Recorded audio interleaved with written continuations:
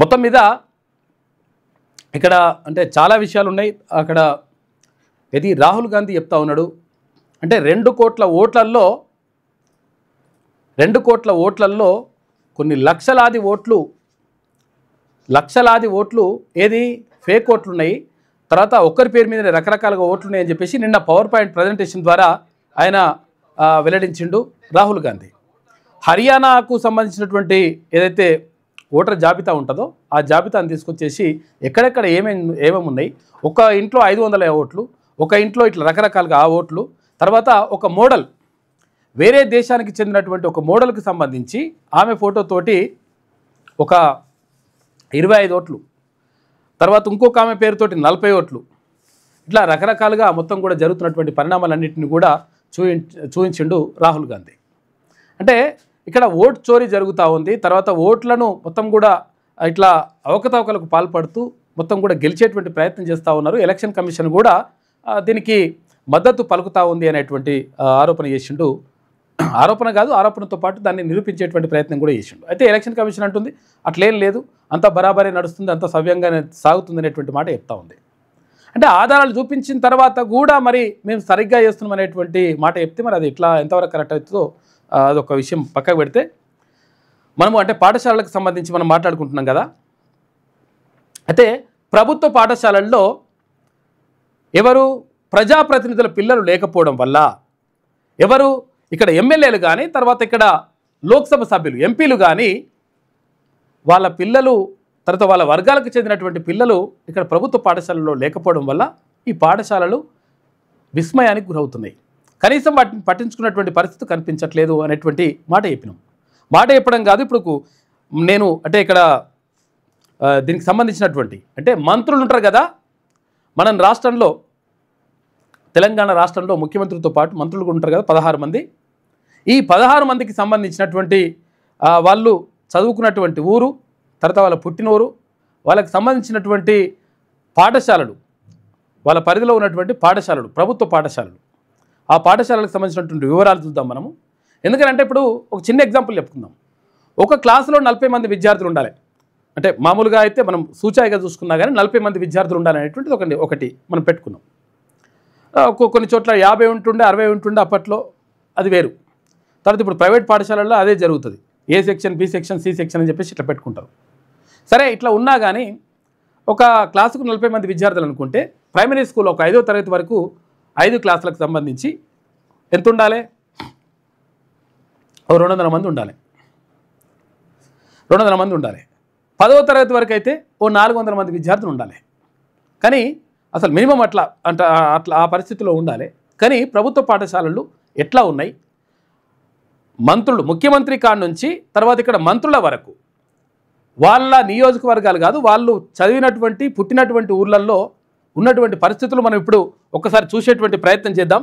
మనకు ఒక క్లారిటీ వస్తుంది. అంటే ఎందుకు ఇట్లా మనను అంటే ఈ ప్రభుత్వ పాఠశాలల్ని వీళ్ళు పట్టించుకోవట్లేదు ప్రజాప్రతినిధులు అనే దానికి ఒక క్లారిటీ వచ్చేటువంటి అవకాశం ఉంటుంది. చాలా జాగ్రత్తగా చూడండి, చాలా ఇంపార్టెంట్ ఇది.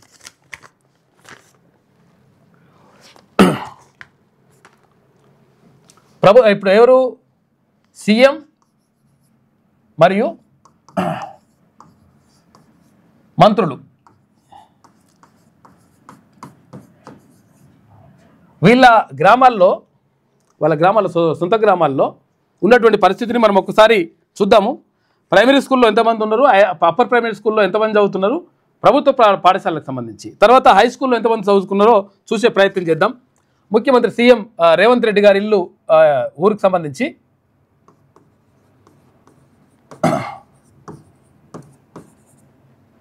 సీఎం ఆయన ఊరు ఏది? నాగర్ కర్నూలు జిల్లా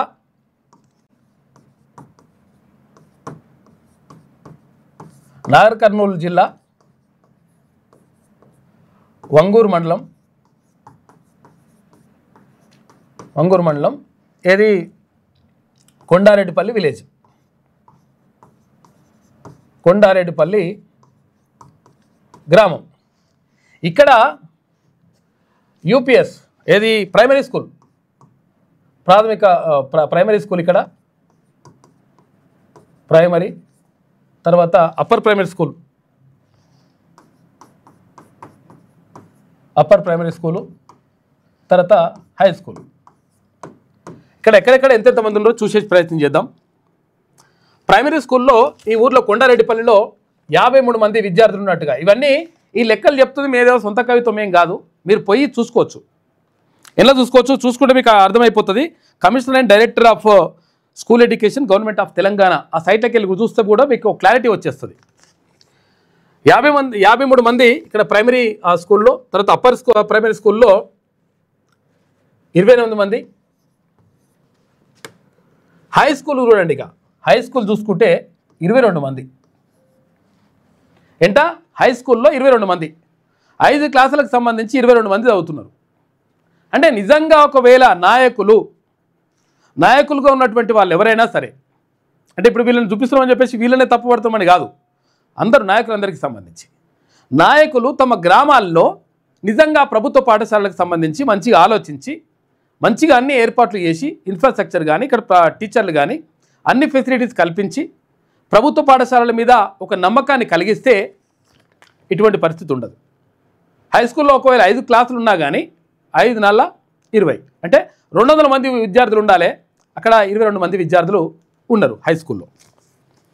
ఇక తర్వాత మల్లు భట్టి విక్రమార్క గారు, భట్టి విక్రమార్క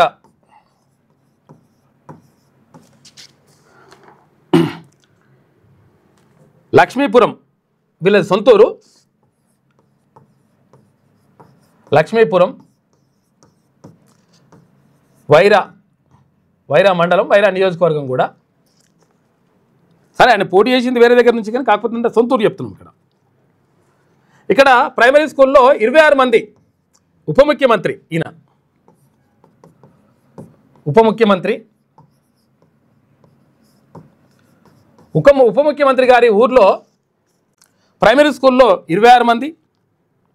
ఇక అప్పర్ ప్రైమరీ స్కూలు, తర్వాత హై స్కూలు ఇక్కడ లేనే లేవు. టోటల్ ఏమున్నది ఇక పరిస్థితి ఏంది, అదే 26 మందే లెక్క వస్తున్నది. తర్వాత ఉత్తమ్ కుమార్ రెడ్డి గారు, ఉత్తమ్ కుమార్ రెడ్డి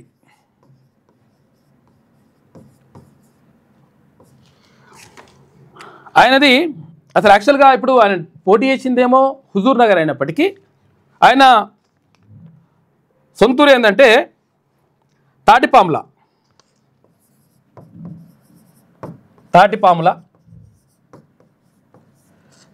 గ్రామం, తుంగతుర్తి మండలం,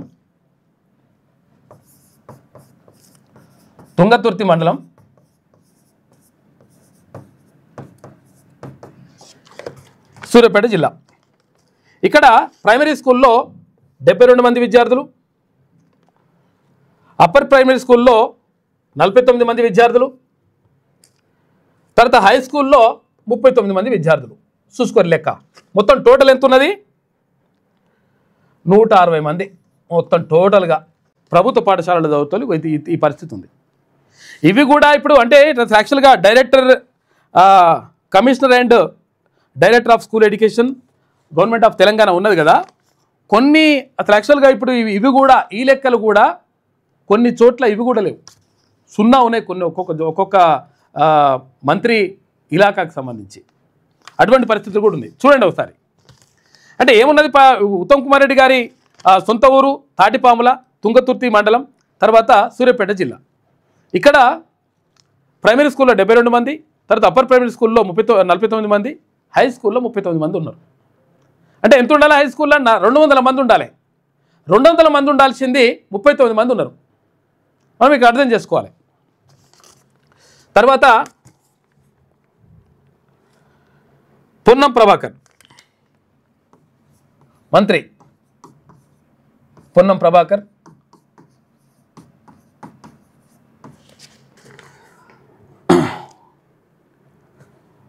ఈయనది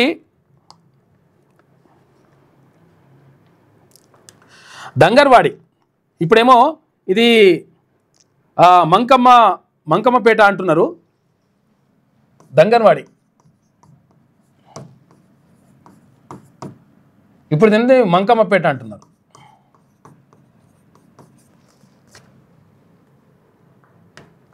మంకమ్మపేట, ఇది కరీంనగర్లో ఉంటుంది, కరీంనగర్ టౌన్లో. కరీంనగర్ ఉంటే వార్డు చూసుకుంటే ఇక్కడ చూసుకోండి ఒకసారి, వార్డు చూసుకుంటే 36. ఇక్కడ ఈ వార్డుకి సంబంధించి 36వ వార్డు అంటే ఇప్పుడు ఒకసారి మీరు కొట్టి చూడండి, మీకు అర్థమైపోతుంది స్టోరీ లెక్క. Primary school, primary 0, upper primary school 0 లేదు, తర్వాత హై స్కూలు ఇది కూడా ఈ వార్డులో లేదు, ఇప్పుడు మొత్తం కూడా లేదు, కథం. అంటే మరి నిజంగా మరి ఇక్కడ పిల్లలు లేరా లేకపోతే ఇక్కడ ప్రజలు లేరా అంటే పబ్లిక్ ఉన్నారు, పిల్లలు ఉన్నారు, అన్నీ ఉన్నాయి లెక్కలు, కానీ అది ఆ పరిస్థితి అక్కడ ఉన్నది. కోమటిరెడ్డి వెంకటరెడ్డి,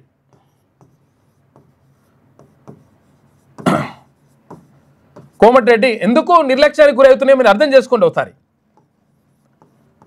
వెంకటరెడ్డి ఈయనది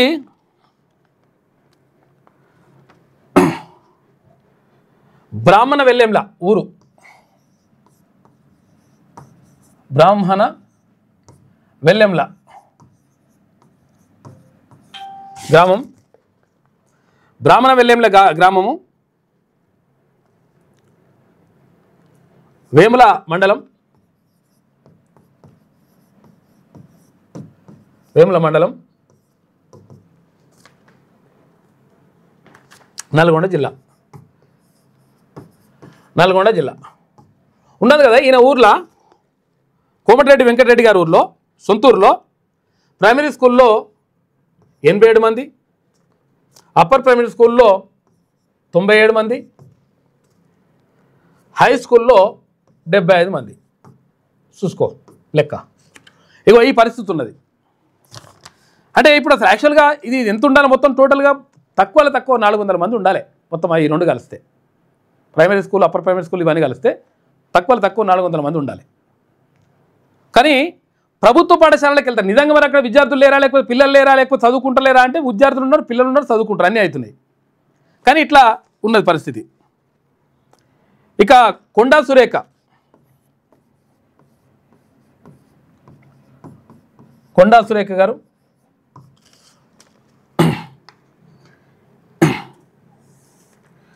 వంచనగిరి, వంచనగిరి గ్రామం ఆమెది,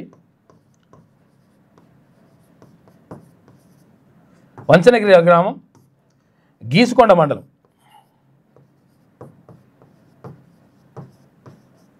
గీసుకొండ మండలం, వరంగల్ జిల్లా, వరంగల్ జిల్లా. ఆమె సొంతూరులో ప్రైమరీ స్కూల్లో 46 మంది, ఇంకా అప్పర్ ప్రైమరీ స్కూల్ నయం ఉన్నది ఇంకా 240 మంది, హై స్కూల్లో 242 మంది. అయితే ఇవి కూడా పూర్తిగా నేను ఏమంటున్నానంటే యాక్చువల్గా ఇవి కూడా అంటే వాళ్ళు వెబ్సైట్లో పెట్టిండ్రు, తర్వాత యాక్చువల్గా ఇది ప్రభుత్వం నిర్వహిస్తుంది. ఏంటిది commissioner and director of school education అనేది గవర్నమెంట్ ఆఫ్ తెలంగాణ. ఇప్పుడు మా ఊరు ఉన్నది, మా ఊర్లో యాక్చువల్గా ఏమైంది, యాక్చువల్గా ప్రైమరీ స్కూల్ వరకే ఉన్నది, అందులో 18 మంది విద్యార్థులు చదువుతున్నారు, 18 మంది. ఇప్పుడు ఆడ చూపించింది ఏమో ఎంతో చూపించారు తెలుసు, అసలు ఆడ 300 పైచిలకు మందిని మా ఊర్లో చూపించారు. మరి ఇప్పుడు ఇవి కూడా మనం నమ్మడానికి అంత దారుణమైనటువంటి పరిస్థితుల్లో ఉన్నాయి. మరి ఎక్కువ చేసి చూపిస్తారా ఏం చేసి చూపిస్తారో అర్థమవుతలేదు. ఇది మంత్రి కొండా సురేఖ గారికి సంబంధించినటువంటి ఊరికి సంబంధించిన వివరాలు. అయితే తర్వాత దనసరి సీతక్క,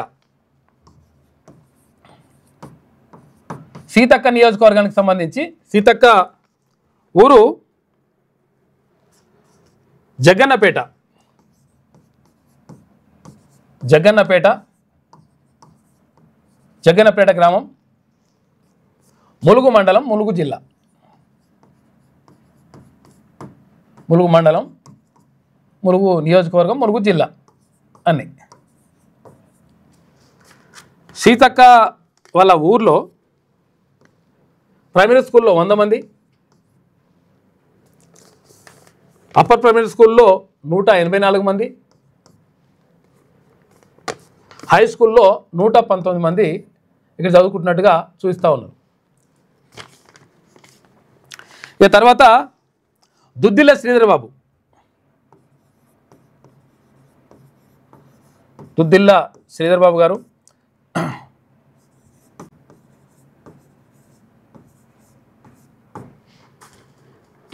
ఆయన ఊరు ధన్వాడ, కాటారం మండలం.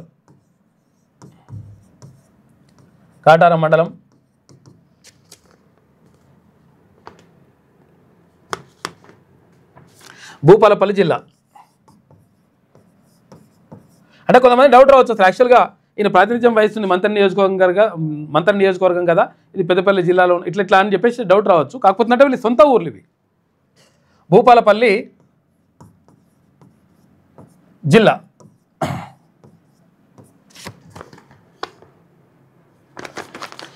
ప్రైమరీ స్కూల్లో 32 మంది విద్యార్థులు, ఇక్కడ అప్పర్ ప్రైమరీ స్కూల్లో 14 మంది విద్యార్థులు,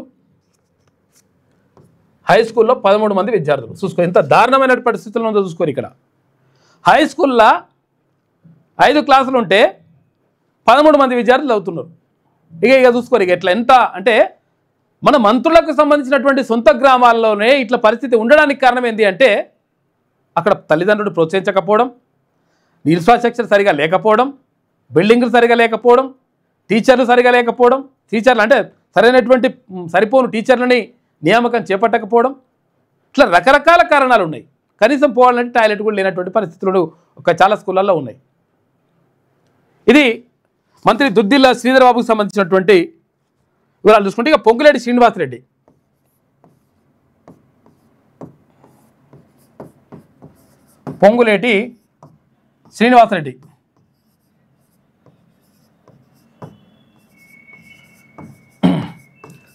పొంగులేటి శ్రీనివాసరెడ్డి ఆయనది నారాయణపురం, సొంత గ్రామం నారాయణపురం గ్రామం, కల్లూరు మండలం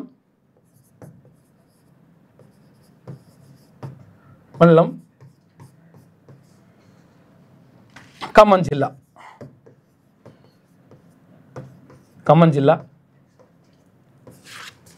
ఆయన పాలేరు నుంచి పోటీ చేసినప్పటికీ ఆయన సొంతూరు ఇది.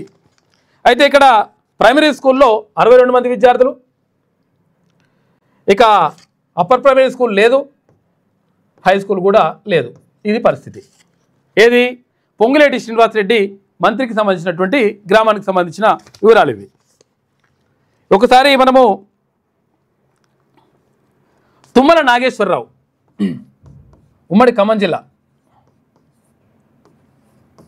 వ్యవసాయ శాఖ మంత్రి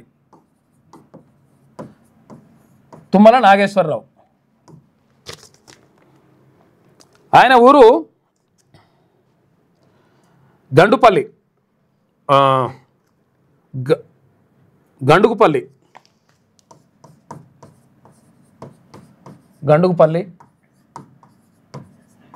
గ్రామం.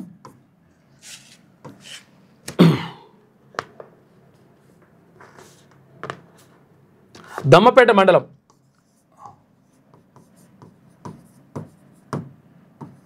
మండలం,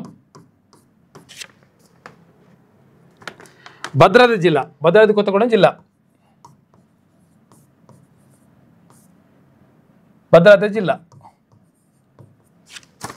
ఆయన ఊర్లో ప్రాథమిక పాఠశాలల్లో 140 మంది, 140 మంది, అప్పర్ ప్రైమరీ స్కూల్లో లేదక్కడ. తర్వాత హై స్కూల్లో కొంతవరకు నయమే ఉన్నది. హై స్కూల్లో 340 మంది. ఇక దామోదర రాజనరసింహ,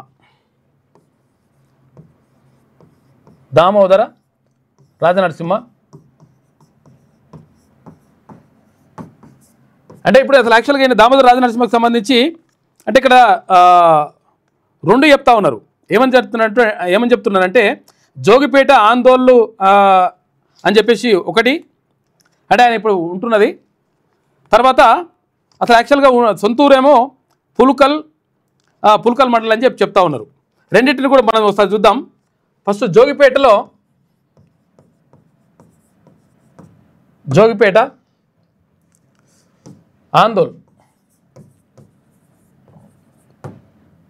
నియోజకవర్గం కూడా అదే.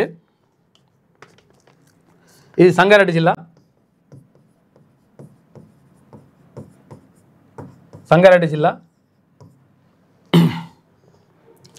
అయితే ఈయన ప్రత్యేకంగా ఈ ప్రభుత్వ పాఠశాలల పైన ప్రత్యేక దృష్టి పెట్టిండట. ఎవరు? దామోదర్ రాజనరసింహ. దాంతో ఇక్కడ ప్రైమరీ స్కూల్ సంబంధించినటువంటి మనం డేటా చూసుకుంటే 2296 మంది విద్యార్థులు, అప్పర్ ప్రైమరీ స్కూల్లో 1871 మంది, ఇక హై స్కూల్లో 1367 మంది, ఇంతమంది విద్యార్థులు చదువుతూ ఉన్నారు అక్కడ. అంటే విషయం ఏంటంటే ఆయన ప్రత్యేకంగా అది స్కూళ్ళ పైన దృష్టి పెట్టిండంట. ఆయన పోయినప్పుడు అంటే మంచిగా ఉండాలి, తర్వాత ప్రభుత్వ పాఠశాలలు బాగుండాలి, 100% నా నియోజకవర్గంలో ఉండాలని చెప్పేసి ప్రత్యేక దృష్టి పెట్టి దానిపైన అట్లా చేసిండట. ఇంకా ఆయన సొంత ఊరు కూడా ఇంకొక, అంటే ఇప్పుడు ఇదేమో ఇది ఉంటున్నది. తర్వాత సొంతూరు పుల్కల్ మండలం కూడా పుల్కలే, గ్రామము తర్వాత మండలం, సంగారెడ్డి జిల్లా. ఇక్కడ పుల్కల్కి సంబంధించి 345 మంది ప్రైమరీ స్కూల్లో, 256 మంది అప్పర్ ప్రైమరీ స్కూల్లో, 230 మంది హై స్కూల్లో. కొంతవరకు నయమే ఉన్నది వ్యవస్థ, కొంతవరకు నయమే కనిపిస్తున్నది ఇక మిగతా వాళ్ళతో పోలిస్తే. తర్వాత జూపల్లి కృష్ణారావు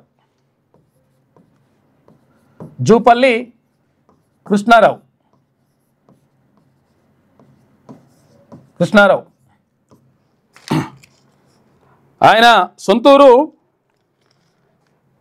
పెద్ద దగడ, చిన్న దగడ అని రెండు ఉంటాయి అక్కడ. పెద్ద దగడ చిన్నంబావి మండలం,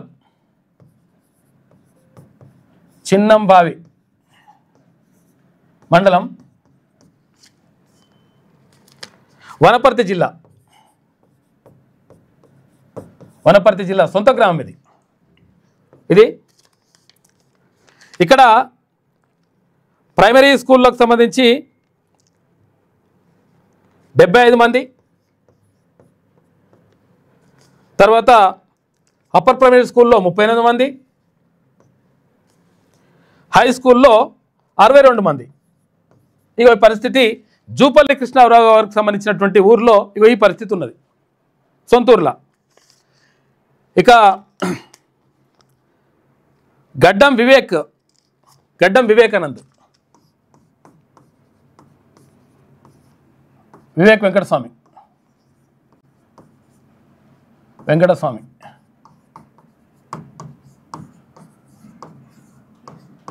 అసలు యాక్చువల్గా ఏంటంటే విషయం ఏంటంటే వాళ్ళకు ఇక్కడ పోటీ చేస్తుందేమో చెన్నూరు నియోజకవర్గం నుంచి గతంలో పోటీ చేసిండు. తర్వాత ఇట్లా జరిగినప్పటికీ విషయం ఏంటంటే ఆయనది అంటే పుట్టి పెరిగింది తర్వాత అంతా కూడా హైదరాబాద్. నిజంగా ఒకవేళ వివేక్ వెంకటస్వామి గారు ఆయన తండ్రి గారు అక్కడ జిల్లాలో ఉండే, కాకపోతుందంటే ఆయన పుట్టి పెరిగిందంతా కూడా ఇక్కడ కాబట్టి ఈయన చిక్కడపల్లి తర్వాత ఇక్కడ బాంగ్లింపల్లి వస్తుంది కదా, హైదరాబాద్ చిక్కడపల్లి,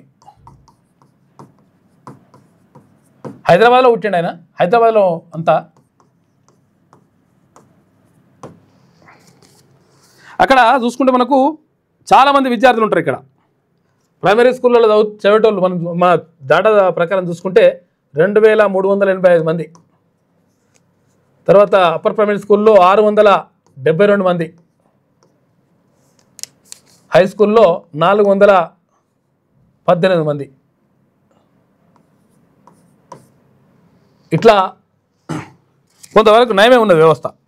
అంటే విషయం ఏంటంటే ఇక్కడ ఏది సిటీలో అయినప్పటికీ, హైదరాబాద్లో అయినప్పటికీ, హైదరాబాద్లో కొన్ని చోట్ల అంటే చాలామంది విద్యార్థులు ఎక్కువగా ఉండడానికి కారణం ఏంటంటే, ప్రభుత్వ పాఠశాలల్లో ఎక్కువ మంది విద్యార్థులు చదవడానికి కారణం ఏంటంటే, ఆయా బస్తీల్లో ఉన్నటువంటి పిల్లలు ఎవరైతే ఉంటారో వాళ్ళు చదివించలేనటువంటి పరిస్థితుల్లో ఉంటారు. కాయకష్టం చేసుకొని, కూలినాలు చేసుకొని రకరకాలుగా బతుకుతుంటారు. కాబట్టి వాళ్ళ పిల్లల్ని ఇప్పుడు మనం ఇంత నిన్న అనుకున్నాం, ఏది దమ్మాయిగూడలో చాలామంది పిల్లల్ని అసలు ఆ స్కూల్లో ఉన్నటువంటి రూములు సరిపోతలేవు, పిల్లలు పడతలేరు, సెక్షన్లు పెట్టిండ్రు. ఏది గవర్నమెంట్ స్కూల్కి సంబంధించి A section, B section, C section ఇట్లా సెక్షన్లు పెట్టిండ్రు. అంటే కారణం ఏంటి అంటే, ఏవైతే స్లమ్ ఏరియాస్ ఉంటాయో, తర్వాత అసలు యాక్చువల్గా అంటే వాళ్ళు ఫీజు కట్టలేనటువంటి పరిస్థితులు ఉన్నటువంటి తల్లిదండ్రులు ఉంటారో అక్కడ ప్రభుత్వ పాఠశాలల్లో ఎక్కువ చదివిస్తున్నటువంటి పరిస్థితి కనిపిస్తూ ఉంది. హైదరాబాద్లో చాలా చోట్ల ఇటువంటి పరిస్థితులు ఉన్నాయి. తర్వాత అడ్లూరి లక్ష్మణ్ కుమార్,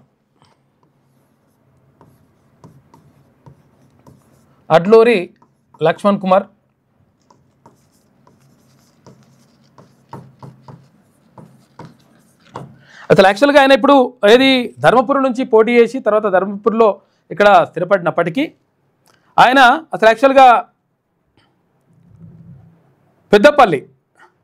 పెద్దపల్లిలో ఆయన ఉన్నాడు. కాకపోతే ఏంటంటే గోదావరి కనిలో ఆయన చదువుకున్నాడంట. అంటే చిన్నప్పుడు గోదావరి కనిలో చదువుకున్నాడు. దానికి సంబంధించినటువంటి వారు పెద్దపల్లికి చూసుకుంటే పెద్దపల్లి చాలా ఇవన్నీ లెక్కలు వేసిండ్రు. ఈ లెక్కలు అయితే కరెక్ట్ అనిపిస్తలేదు. మరి పెద్దపల్లికి సంబంధించి చూసుకుంటే పెద్దపల్లిలో 3743 మంది ప్రైమరీ స్కూల్లో అని ఇచ్చిండ్రు. ఇవైతే మరి నాకైతే కరెక్ట్ అనిపిస్తలేదు. 2389 మంది అప్పర్ ప్రైమరీ స్కూల్లో అని, ఇక 1541 మంది ఇక హై స్కూల్లో అని చెప్పేసి చూపిస్తున్నారు. కానీ ఇదైతే మరి కరెక్ట్ అనిపిస్తలేదు. తర్వాత కూడా ఏంటంటే ఇక్కడ యాక్చువల్గా గోదావరి కనికి సంబంధించి దాంట్లో కూడా వార్డులు ఉన్నాయి. దానికి సంబంధించినటువంటి వివరాలు కూడా మేము తెప్పించినాము.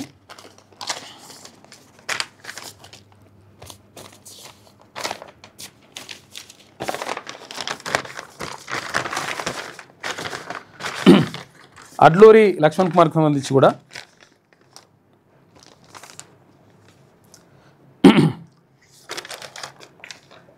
అంటే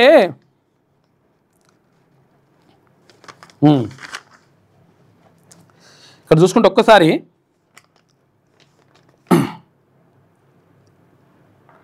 ఇవి ఇట్లా కనిపించినప్పటికీ ఆయన చదువుకుంది ఏంటంటే అసలు యాక్చువల్ గోదావరి కనిలో చదువుకున్నట్టు ఆయన.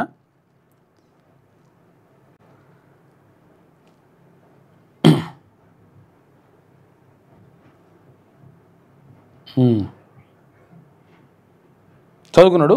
అక్కడ కొంతవరకు తక్కువనే ఉన్నాయి. కాకపోతే ఇది ఇక్కడ పెద్దపల్లి ఇంత చూపిస్తున్నామని పెద్దపల్లి ఇంత ఉన్నట్టయితే మరి నాకు అట్లా అనిపిస్తలేదు. ఏదో రాంగ్ పడ్డది లెక్క. తర్వాత వాకిటి శ్రీహరి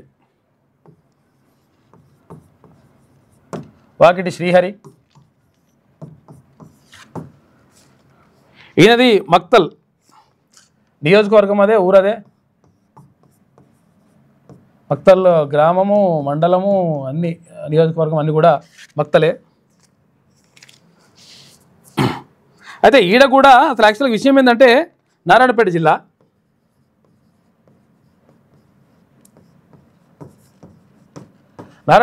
కాకపోతే ఇక్కడ కూడా అది లెక్కలు అంటే నమ్మశక్యంగా అయితే కనిపిస్తలేవు.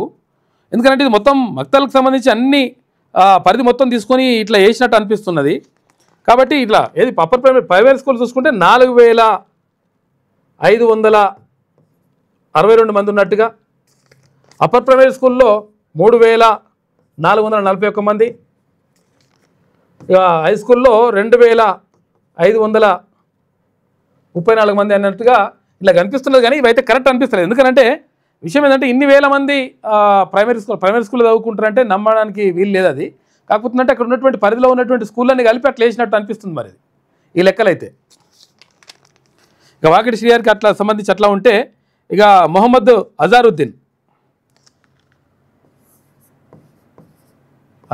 సంబంధించి చూసుకుంటే మొన్న మంత్రిగా పదవి చేపట్టింది కదా.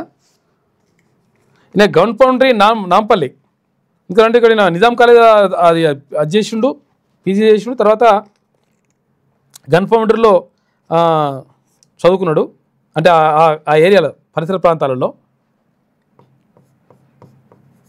గన్ ఫౌండరీ అంటే ఇక్కడ ఏది మన అసెంబ్లీ ఉంటుంది కదా, అసెంబ్లీ ముందర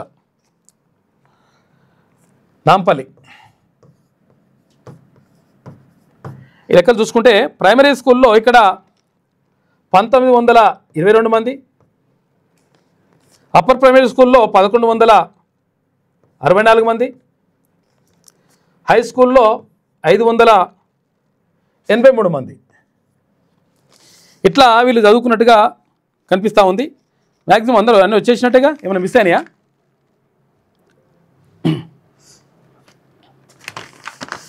అయితే ఇక్కడ మనము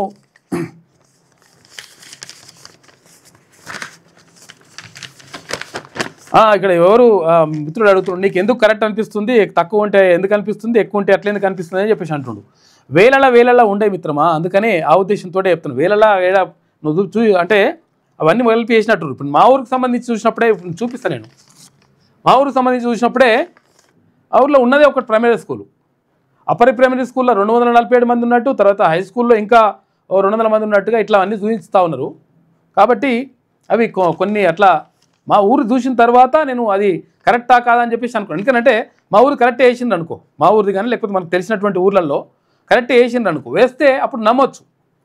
కాకపోతే అంటే ఎక్కువ చేసి చూపిస్తున్నారు అనేటువంటి ఒక డౌట్ కూడా వస్తూ ఉంది. అందుకనే కరెక్ట్ అనిపిస్తుందా కరెక్ట్ అనిపిస్తలేదంటే ఇట్లా ఇక్కడ ఇది నేను హుస్నాబాద్ గ్రామం ఎల్లమ్మ బజార్ నుంచి వచ్చాను. గత 10 ఏళ్ళుగా మేము ఒక సమస్యపై తిరుగుతున్నాము. ఈ ప్రభుత్వంలో 22 నెలలు అని చెప్పేసి ఒకటి ఉంటే సమస్య ఉంటే రామిత్రమా ఒకసారి టీచర్లు కూడా ఎంతమంది ఉన్నారని చెప్పేసి కూడా అడుగుతున్నారు కొంతమంది. అంటే టీచర్లు కొన్ని చోట్ల సరిపోని ఉన్నారు, కొన్ని చోట్ల సరిపోని లేరు. కాకపోతే అంటే క్వాలిఫైడ్ టీచర్సే ఉంటారు. కాకపోతే ఏంటంటే వీళ్ళకు సరైనటువంటి వసతులు సరైనటువంటి సౌకర్యాలు కల్పించకపోవడం వల్ల మొత్తం మీద ఇక్కడ విద్యార్థులు అనేటువంటిది చాలా తక్కువగా కొన్ని ప్లేసులలో మనం చూసుకోవచ్చు. ఇప్పుడు ఇది జోగిపేట ఆందోళనకు సంబంధించి ఎందుకు అందులో ఎక్కువ వచ్చింది అంటే నిజంగా ఆయన బాగానే మంచిగా చేసినట, ప్రత్యేకంగా దృష్టి పెట్టిండు దామోదర రాజ నరసింహ. అటువంటి దగ్గర బరాబరే ఉన్నది లెక్క. ఇక జూపల్లి కృష్ణారావుకి సంబంధించినటువంటి ఊర్లో 75 మంది ప్రైమరీ స్కూల్లో చదివితే ఈ 38 మంది అప్పర్ ప్రైమరీ స్కూల్, తర్వాత హై స్కూల్లో చూసుకుంటే 42 మంది. ఏది పెద్దదగడ చిన్నంబావి మండలం వనపర్తి జిల్లా. అంటే వీళ్ళు పోటీ చేసింది అంటే ఒక్కొక్క దగ్గర అయినప్పటికీ వాళ్ళ సొంత గ్రామాన్ని మనం ప్రామాణికంగా తీసుకొని ఇదంతా కూడా తీసుకురావడం జరిగింది, ఈ డేటా అంతా కూడా. ఇక్కడ ఏది తుమ్మల నాగేశ్వరరావుకి సంబంధించి దండుగులపల్లికి సంబంధించి ఆ గ్రామంలో దమ్మపేట మండలం, అక్కడ 140 మంది ప్రైమరీ స్కూల్లో చదువుకుంటే అప్పర్ ప్రైమరీ స్కూల్ లేదు అక్కడ హై స్కూల్లో 340 మంది ఉన్నారు. ఇక పొంగులేటి శ్రీనివాసరెడ్డికి సంబంధించి నారాయణపురం అయిన సొంత గ్రామం కల్లూరు మండలం ఖమ్మం జిల్లా. ఇక్కడ ప్రైమరీ స్కూల్ ఒకటే ఉన్నది, అక్కడ 62 మంది మాత్రమే ఉన్నారు. ఇక దుద్దిలే శ్రీరావుకి సంబంధించి ధన్వాడ కాటారం మండలం భూపాలపల్లి జిల్లా. ఇక్కడ 32 మంది ప్రైమరీ స్కూల్లో ఉంటే 14 మంది అప్పర్ ప్రైమరీ స్కూల్లో, 13 మంది ఏది హై స్కూల్లో ఉన్నారు. అంటే ఇంత దారుణంగా చూడు ఒకసారి ఇట్లా. అంటే ఇటువంటి పరిస్థితులు ఎందుకు వస్తూ ఉన్నాయి, ఇట్లా 0 ఇటువంటి పరిస్థితులు ఎందుకు వస్తాయి, 119 ఎందుకు వస్తూ ఉన్నాయి? కారణం ఏంటి అంటే అక్కడ సరైనటువంటి వసతులు సరైనటువంటి సౌకర్యాలు కల్పించకపోవడం వల్ల ప్రభుత్వ పాఠశాలల్లో చేర్పించడానికి తల్లిదండ్రులు ఇష్టపడడం లేదు. కాబట్టి ప్రభుత్వ పాఠశాలని బలోపేతం చేయాలంటే ఇక్కడ కూడా చూడండి, ఇక్కడ పొన్నం ప్రభాకర్కి సంబంధించి దంగన్వాడి, అప్పుడు గతంలో దంగన్వాడి అంటుంటే ఇప్పుడు మంకమ్మపేట అంటున్నారు. కరీంనగర్లో వార్డ్ నెంబర్ 36 చూసుకుంటే అందులో వార్డ్ నెంబర్ 36లో చూస్తే అందులో స్కూలే లేవు. దారుణంగా ఉంది పరిస్థితి. ఇక కోమటిరెడ్డి వెంకటరెడ్డి బ్రాహ్మణ వెల్లెంల వేముల మండలం నల్గొండ జిల్లా. ఇక్కడ ప్రైమరీ స్కూల్లో 87 మంది, అప్పర్ ప్రైమరీ స్కూల్లో 97 మంది, హై స్కూల్లో చూసుకుంటే 75 మంది. వందల ఇప్పుడు ఏది నేను చిన్నగా చదువుకున్నప్పుడు ఏది బొమ్మల రామారం జడ్పిహెచ్ఎస్ స్కూల్లో 480 మంది, 470 మంది, 500 మంది, 550 మంది, ఇట్లా రకరకాల ఇట్లా ఈ పరిస్థితులు ఉంటుండే. అరే అటువంటి కాడి నుంచి ఇప్పుడు 200 కూడా లేవు పరిస్థితి ఆ స్కూల్లో. అంటే ఎందుకు ఇట్లా మారిపోతూ ఉంది పరిస్థితులు, ఎందుకు మారిపోతూ ఉన్నాయి? మరి పిల్లలు ఏమైనా తక్కువ అవుతురా అంటే జనాభా పెరిగింది, అప్పటికిప్పటికీ జనాభా పెరిగింది. పెరిగితే పాఠశాలల్లో ఎక్కువ మంది విద్యార్థులు రావాలి. కానీ వీళ్ళందరూ కూడా ప్రైవేటు బాట పడుతున్నారు. కారణం ఏంటి అంటే ఈ ప్రభుత్వ పాఠశాలల్ని ఇక్కడ ఉన్నటువంటి ఎవరైతే పట్టించుకోవాలనో, ఎవరైతే వీటిని బలోపేతం చేయాలనో వాళ్ళు నిర్ణయం తీసుకోవడంలో లైట్ తీసుకుంటున్నారు. ఎందుకంటే మా వర్గాలకు సంబంధించినటువంటి పిల్లలు లేరనుకుంటారో మరి ఏమనుకుంటారో తెలియదు. కానీ విస్మయానికి గురవుతూ ఉన్నాయి ప్రభుత్వ పాఠశాలలు. ఇక్కడ కేజీబీవీలు కానీ, అక్కడ మోడల్ స్కూళ్ళు కానీ, ఇక్కడ జెడ్పీహెచ్ఎస్ స్కూళ్ళు కానీ, ఇక్కడ గవర్నమెంట్ స్కూల్స్ కానీ, రకరకాలుగా అన్ని గురుకులాలు కానీ, ఇట్లా అన్నీ కూడా మొత్తం కూడా వాటికి ఆదరణకు నోచుకోవడం లేదు. దీనివల్ల నష్టం జరుగుతూ ఉంది.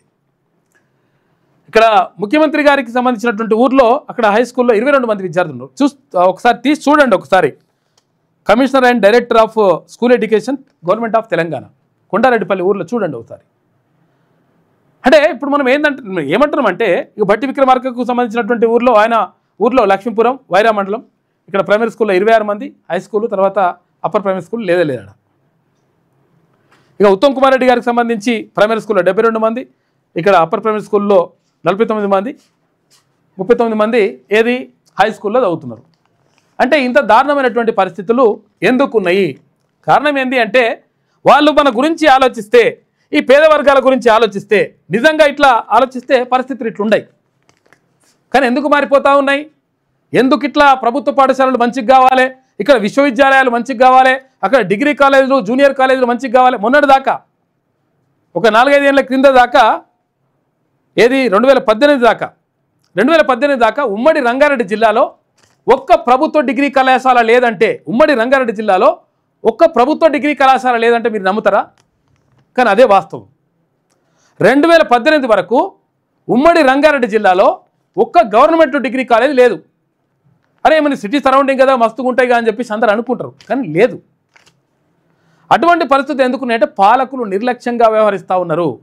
పాలకులు మన గురించి ఆలోచించడం లేదు, పేద పిల్లల గురించి. ఎందుకంటే ప్రభుత్వ పాఠశాలల్లో, ప్రభుత్వ కళాశాలల్లో, ప్రభుత్వ విశ్వవిద్యాలయాల్లో ఎవరు చదువుకుంటారంటే పేద వర్గాలకు చెందినటువంటి బీసీ, ఎస్సీ, ఎస్టీ, మైనార్టీ బిడ్డలే ఎక్కువ చదువుకుంటారు.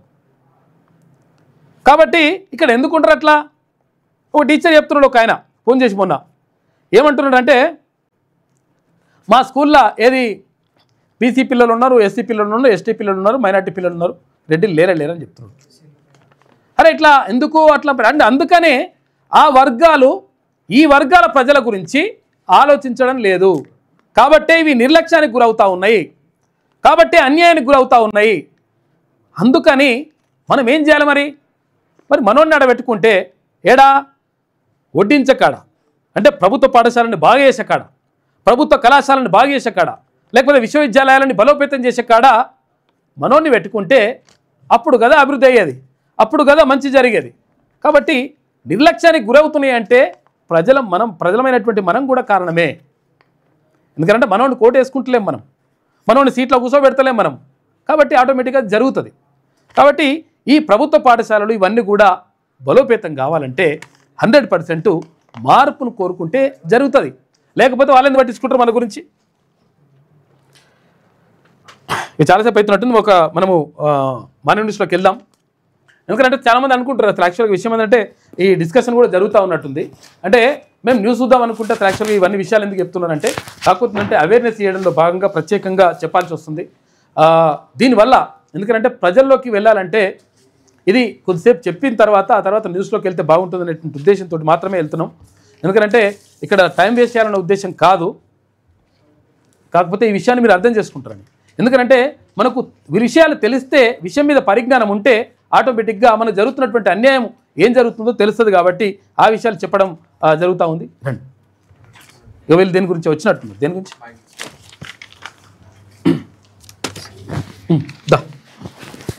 దేని గురించి మిత్రమా? ఏంటది సార్? ఇది మాకు 2005లో భూ పంపిణీ కార్యక్రమం చేసింది సార్. అప్పుడు అక్కడ ఉన్నవంటి ఎంఆర్ఓ, ఎంపీడీఓ సార్ వచ్చి భూ పంపిణీ కార్యక్రమం చేసింది సార్.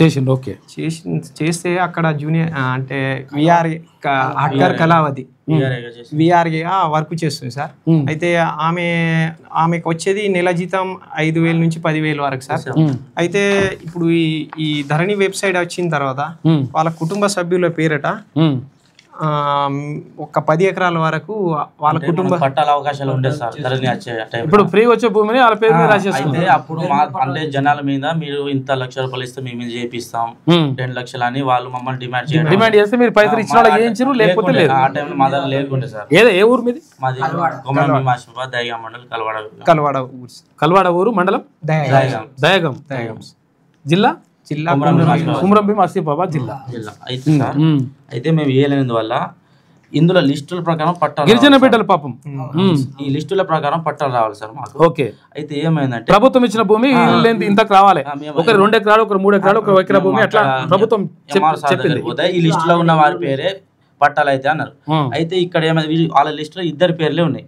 అయితే మిగతా 3 పేర్లు కూడా వాళ్ళు యాడ్ చేసుకున్నారు సార్. అది మేము అదే పేరు ఉంటే ఇంకో 3 పేర్లు వాళ్ళ పేర్లు యాడ్ చేసుకున్నారు. వాళ్ళు చేసేది అక్కడ కాస్ట్ ఎకరమే సార్. వాళ్ళు అధికంగా 10 ఎకరాల వరకు కాస్ట్ చేసుకున్నారు సార్. వాళ్ళు చేసుకున్న కాస్ట్ పట్టాలి సార్. ఇది హట్కర్ కళావతి అంటే ఎవరు? ఆమె జూనియర్ అసిస్టెంట్ సార్. ఇప్పుడు వాళ్ళ భర్త మా ఇల్లుని చేసి కూలగొడతా అని మమ్మల్ని హట్కర్ కళావతి మళ్ళా 1 ఎకర్ సార్.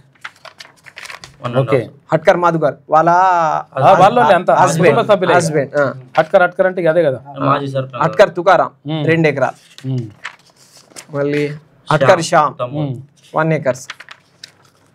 మళ్ళీ జర్పుల హనుమంతు 1 ఎకర్. వాళ్ళ జూనియర్ అసిస్టెంట్ వాళ్ళ డాడీ. ఓకే. మళ్ళీ Jarpula Hanumanthu sir same as this 1 acre. Jarpula Hanumanthu same as this 1 acre. 10 ఎకరాలు చేసుకున్నారు సార్. అక్కడ ఉన్న వంటి కుటుంబాలకు మాకు న్యాయం జరగాలని మేము వచ్చేసినాం సార్. 100% మాట్లాడదాం, కూర్చుంటే కలెక్టర్ దగ్గర కూడా పోయినాం సార్. కలెక్టర్ సార్ దగ్గర ఏమంటారు? కలెక్టర్ ఏమన్నారు? మీకు న్యాయం చేపిస్తా అన్నారు. ఎంఆర్ సార్ దగ్గర ఎంఆర్ సార్ కూడా 2 రోజులు మా సైడ్ ఉన్నాడు. మీకు న్యాయం చేస్తా, కలవతి ట్రాన్స్ఫర్ చేసి మీకు న్యాయం చేస్తా, తర్వాత సర్వేకి వచ్చి మీకు ఏమైనా జాగా ఎక్కువ ఉంటే లేని వాళ్ళకి కూడా ఇద్దామని చెప్పింది సార్. ఈ రోజు వస్తా రేపు వస్తా అని ఒక వారం రోజులు డిలే చేసి సార్. తర్వాత మొత్తం వచ్చి కళావతి పేరు దీంట్లో ఎందుకు రాసిళ్ళు, మెన్షన్ ఎందుకు చేసిండ్రు, కళ్యాణ లక్ష్మి సార్ మేము కళ్యాణ లక్ష్మి గురించి మేము కలెక్టర్ సార్కి ఇచ్చిన దాంట్లో కళ్యాణ లక్ష్మి గురించి రాయలే.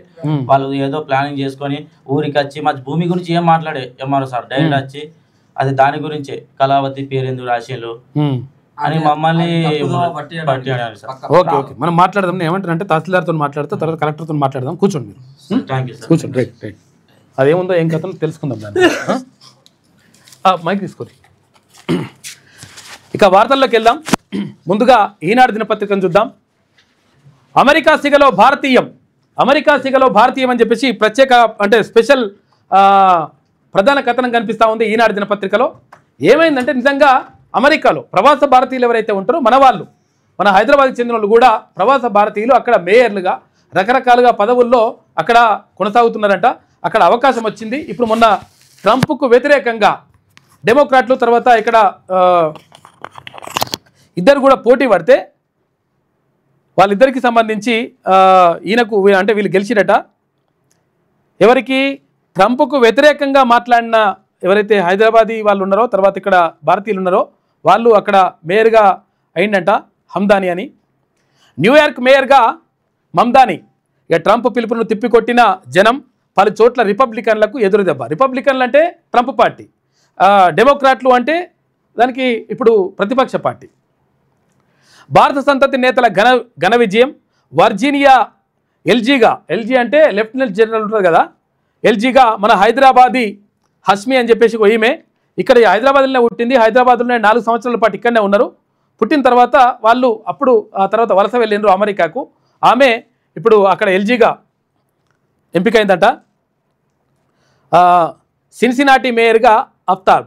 వీళ్ళందరూ కూడా అఫ్తాబ్ కూడా మనోడేనంట, భారత సంతతికి చెందినటువంటి వాళ్ళు వీళ్ళందరూ కూడా. ఇగో జోహ్రాన్ మమ్దాని అని చెప్పేసి ఈయన న్యూయార్క్ మేయర్గా అయినట. అమెరికా ఎన్నికల చరిత్రలో భారతీయం వెలుగులేనింది. న్యూయార్క్ నగరంతో పాటు పలు చోట్ల భారత సంతతి నేతలు ఘన విజయం సాధించి చరిత్ర సృష్టించారు.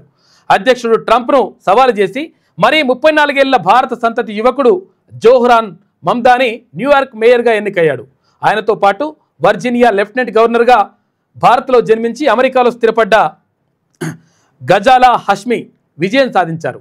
ఇక సిన్సినాటి మేయర్గా భారత సంతతికి చెందినటువంటి అఫ్తాబ్ పురేవాల్ రెండోసారి ఎన్నికయ్యారు. మంగళవారం జరిగిన కౌంటింగ్లో పలు నగరాల్లో డెమోక్రాట్లు విజయం సాధించి సత్తా చాటారు. డెమోక్రాట్లు అంటే అమెరికాలో ప్రతిపక్ష పార్టీ అన్నమాట. రిపబ్లికన్లు అంటే ట్రంప్కు సంబంధించినటువంటి పార్టీ. అలా రెండు పార్టీలు ఎక్కువ మొత్తం ప్రభావం చూపిస్తాయి. రిపబ్లికన్లు, తర్వాత ఇక్కడ డెమోక్రాట్లు. రిపబ్లికన్లు ఏమో అక్కడ ట్రంప్ పార్టీ అయితే ఇక్కడ అపోజిషన్ పార్టీ డెమోక్రాట్లు అనమాట. డెమోక్రాట్లే ఇప్పుడు ఎక్కువ అవన్నీ కూడా గెలుస్తుంటూ ఉండరట.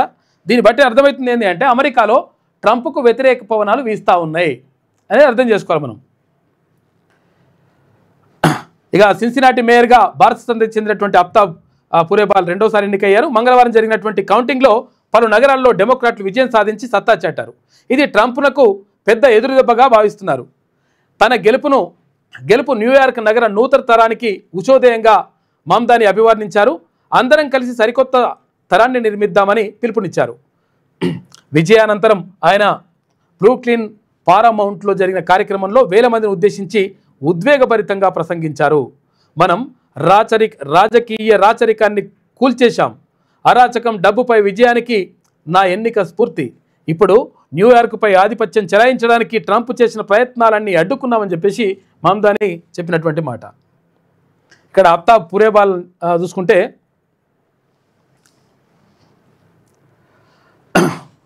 ఒహాయోలోని సిన్సినాటిలో అమెరికా ఉపాధ్యక్షుడు జేడి వాన్స్ సవతి సోదరుడైనటువంటి రిపబ్లికన్ అభ్యర్థి కోరీ బౌమ్యాన్ను భారత సంతతికి చెందినటువంటి ఆఫ్తాబ్ పురేబాల్ ఓడించారు. ఆయన ఈ నగర మేయర్గా ఎన్నిక కావడం ఇది రెండోసారి. అమెరికా అటార్నీ ప్రత్యేక సలహాదారుడిగా పనిచేసిన 43 ఏళ్ల పురేవాల్ 2021లో మొదటిసారి మేయర్గా గెలిచారు. పురేవాల్ తల్లి టిబెట్కు చెందిన వారైతే ఇక్కడ తండ్రి పంజాబీ వాడంట. మన దేశానికి చెందినటువంటి పంజాబీ సంతతి చెందినటువంటి వాడు ఈ ఆఫ్తాబ్ పురేవాల్. మొత్తం మీద ఇక్కడ భారత సంతతికి చెందినటువంటి వాళ్ళు. అంటే గతంలో ఏముండే, బ్రిటిష్ వాళ్ళు భారతదేశాన్ని, బ్రిటిష్ వాళ్ళు చాలా దేశాలని పరిపాలించారు, వాళ్ళ గుప్పిట్లోకి తీసుకున్నారు. పరిపాలన అంతా కూడా వాళ్ళ చేతిలో ఉండే, రాజులు అన్నమాట ఒక రకంగా అట్లా. అయితే ఇప్పుడు అక్కడ బ్రిటన్లో మొన్నటిదాకా ప్రధానిగా ఉన్నటువంటి ఆయన కూడా మనవాడే. తర్వాత ఇప్పుడు అమెరికాలో చాలా చోట్ల కూడా భారత సంతతికి చెందినటువంటి వాళ్ళు ఇక్కడ మొత్తం మీద అక్కడ విజయం సాధిస్తున్నారు. తర్వాత వివిధ పదవుల్లో ప్రజాప్రతినిధులుగా ఎన్నికైతున్నటువంటి పరిస్థితి కనిపిస్తూ ఉందని చెప్పేసి అమెరికా సిగలో భారతీయం అని చెప్పేసి ఒక ప్రత్యేక కథనం కనిపిస్తూ ఉంది ఈనాడు దినపత్రికలో. ఇక గెలుపుపై నమ్మకం లేకనే భరాసా సెంటిమెంట్ అస్త్రం అని చెప్పేసి ముఖ్యమంత్రి రేవంత్ రెడ్డి అంటుండు. కంటోన్మెంట్ అభివృద్ధిపై ఎమ్మెల్యే శ్రీ గణేష్ సవాల్కు కేటీఆర్ బదులు ఇవ్వాలి. ఎందుకంటే కంటోన్మెంట్లో గతంలో అక్కడ లాస్ట్ నందిత చనిపోయిన తర్వాత అకాల మరణం తర్వాత అక్కడ శ్రీ గణేష్ గెలుపొందిన తర్వాత 4,000 కోట్ల రూపాయలకు సంబంధించిన అభివృద్ధి కార్యక్రమాలు చేపట్టినాం. కాబట్టి ఆయన చెప్తాడు, కావాలంటే అక్కడ ఉన్నటువంటి ఎమ్మెల్యే చెప్తాడు ఏం జరిగిందో ఏం కథనో, ఇక్కడ కూడా అటువంటి పని చేస్తామని చెప్పేసి ముఖ్యమంత్రి హామీ ఇస్తూ ఉన్నారు. జూబ్లీహిల్స్ ప్రచారంలో సీఎం రేవంత్ కేసీఆర్ కేటీఆర్ల అవినీతిపై మోడీ అమిత్ షాలతో చర్చించి వారిని జైల్లో పెట్టించాలని చెప్పేసి కిషన్ రెడ్డికి హితవు పలికిండు ముఖ్యమంత్రి రేవంత్ రెడ్డి. రాష్ట్రాన్ని అభివృద్ధి చేస్తూ సంక్షేమ పథకాలు అమలు చేస్తున్న కాంగ్రెస్ పార్టీకే జూబ్లీహిల్స్ ఉప ఎన్నికలో ఓటు వేయాలని ఓటర్లకు సీఎం రేవంత్ రెడ్డి పిలుపునిచ్చారు. ఎన్నికల్లో విజయంపై నమ్మకం లేకనే భరాసా నాయకులు సెంటిమెంట్ అస్త్రంతో మోసం చేసేందుకు ఇళ్లకొస్తున్నారని ధ్వజమెత్తారు. జూబ్లీహిల్స్ నియోజకవర్గంలోని షేక్పేట, యూసుఫ్గూడ డివిజన్లలో బుధవారం నిర్వహించిన రోడ్ షోలు, ప్రచార సభల్లో ముఖ్యమంత్రి పాల్గొని ప్రసంగించిండు. కాంగ్రెస్ అభ్యర్థి నవీన్ యాదవ్ను గెలిపించాలని కోరుతున్న సీఎం రేవంత్ రెడ్డి చిత్రంలో మంత్రులు కొండా సురేఖ, వివేక్ వెంకటస్వామి, ఎమ్మెల్యే కౌసల్ మొయ్యుద్దీన్ తదితరులందరూ కూడా ఇందులో పాల్గొన్నారు ఈ కార్యక్రమంలో. మైనార్టీలను మభ్యపెట్టే కుట్ర అని చెప్పేసి భరాసాను భాజపాకు తాకట్టు పెట్టారు సీఎం రేవంత్ రెడ్డి ఆరోపణ. కాంగ్రెస్కు మద్దతు ప్రకటించిండ్రు క్రైస్తవ మత పెద్దలంట. మొత్తం మీద అక్కడ హోరాహోరీగా ప్రచారం సాగుతూ ఉంది. మొత్తం కూడా నువ్వా నేనన్నట్టుగా పరిస్థితి అంతా కూడా ఉంది. ఎక్కడ జూబ్లీహిల్స్ ఉప ఎన్నికకు సంబంధించి అన్ని పార్టీలు కూడా మొత్తం కూడా శక్తియుక్తులన్నింటినీ కూడా అక్కడ పెడతా ఉన్నాయి. ఇక్కడ ప్రభుత్వం నుంచి అంటే అధికారంలో ఉన్నటువంటి కాంగ్రెస్ పార్టీ, ఇటు కాంగ్రెస్ పార్టీ రాష్ట్ర అధ్యక్షుడు, తర్వాత రాష్ట్ర ఇన్ఛార్జ్, వ్యవహారాల ఇన్ఛార్జు, ఆమెతో పాటు ఇక్కడ ముఖ్యమంత్రి రేవంత్ రెడ్డి, మంత్రులు, ఎమ్మెల్యేలు చాలామంది 100 మందికి ఒక లీడర్ చొప్పున మొత్తం నడుస్తూ ఉంది లెక్క. ఇక తర్వాత అక్కడ భరాసా కూడా బీఆర్ఎస్ కూడా అట్లనే మొత్తం హరీష్ రావు, కేటీఆర్ మొత్తం కూడా ఆనే ఉన్నారు. దాంతోపాటు మాజీ ఎమ్మెల్యేలు, ఎంపీలు, ఇప్పుడున్న ఎమ్మెల్యేలు, తర్వాత మాజీ మంత్రులు అందరు కలిసి మొత్తం కూడా జూబ్లీహిల్స్ ప్రచారంలో మునిగి తేలుతూ ఉన్నారు.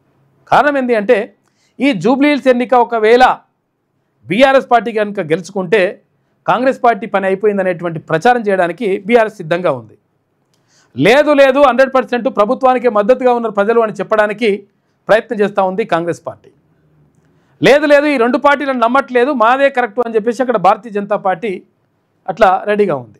కాబట్టి మొత్తం కూడా హోరాహోరీగా ప్రచారం అయితే కొనసాగుతూ ఉంది. కొంతవరకు అయితే నవీన్ యాదవ్కి ఎక్కువ అవకాశాలు ఉన్నాయని చెప్పేసి తెలుస్తూ ఉంది. ఎందుకంటే అక్కడ ఉన్నటువంటి పరిస్థితులు మాత్రం, ఎందుకంటే నవీన్ యాదవ్కి కొన్ని చాలా విషయాలు కలిసి వస్తూ ఉన్నాయి. ఇక్కడ ప్రభుత్వం అధికారంలో ఉండడం, తర్వాత కాంగ్రెస్ పార్టీ టికెట్ ఇవ్వడం, గతంలో ఎంఐఎం పార్టీ నుంచి ఆయన పోటీ చేసి చాలా ఓట్లు తెచ్చుకున్నాడు. ఆ ఓట్లు కలిసి రావడంతో పాటు ఆ ఎంఐఎం వాళ్ళు కూడా కాంగ్రెస్ పార్టీ అభ్యర్థి అయినటువంటి నవీన్ యాదవ్కు మద్దతు ఇస్తూ ఉన్నారు. ఇవన్నీ కూడా కలిసి వచ్చేటువంటి అంశాలు.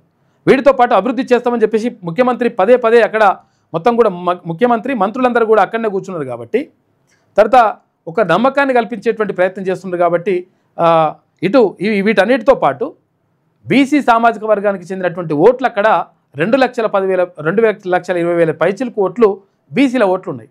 కాబట్టి నవీన్ యాదవ్ ఒక్కడే అక్కడ బీసీ అభ్యర్థిగా ఉన్నాడు.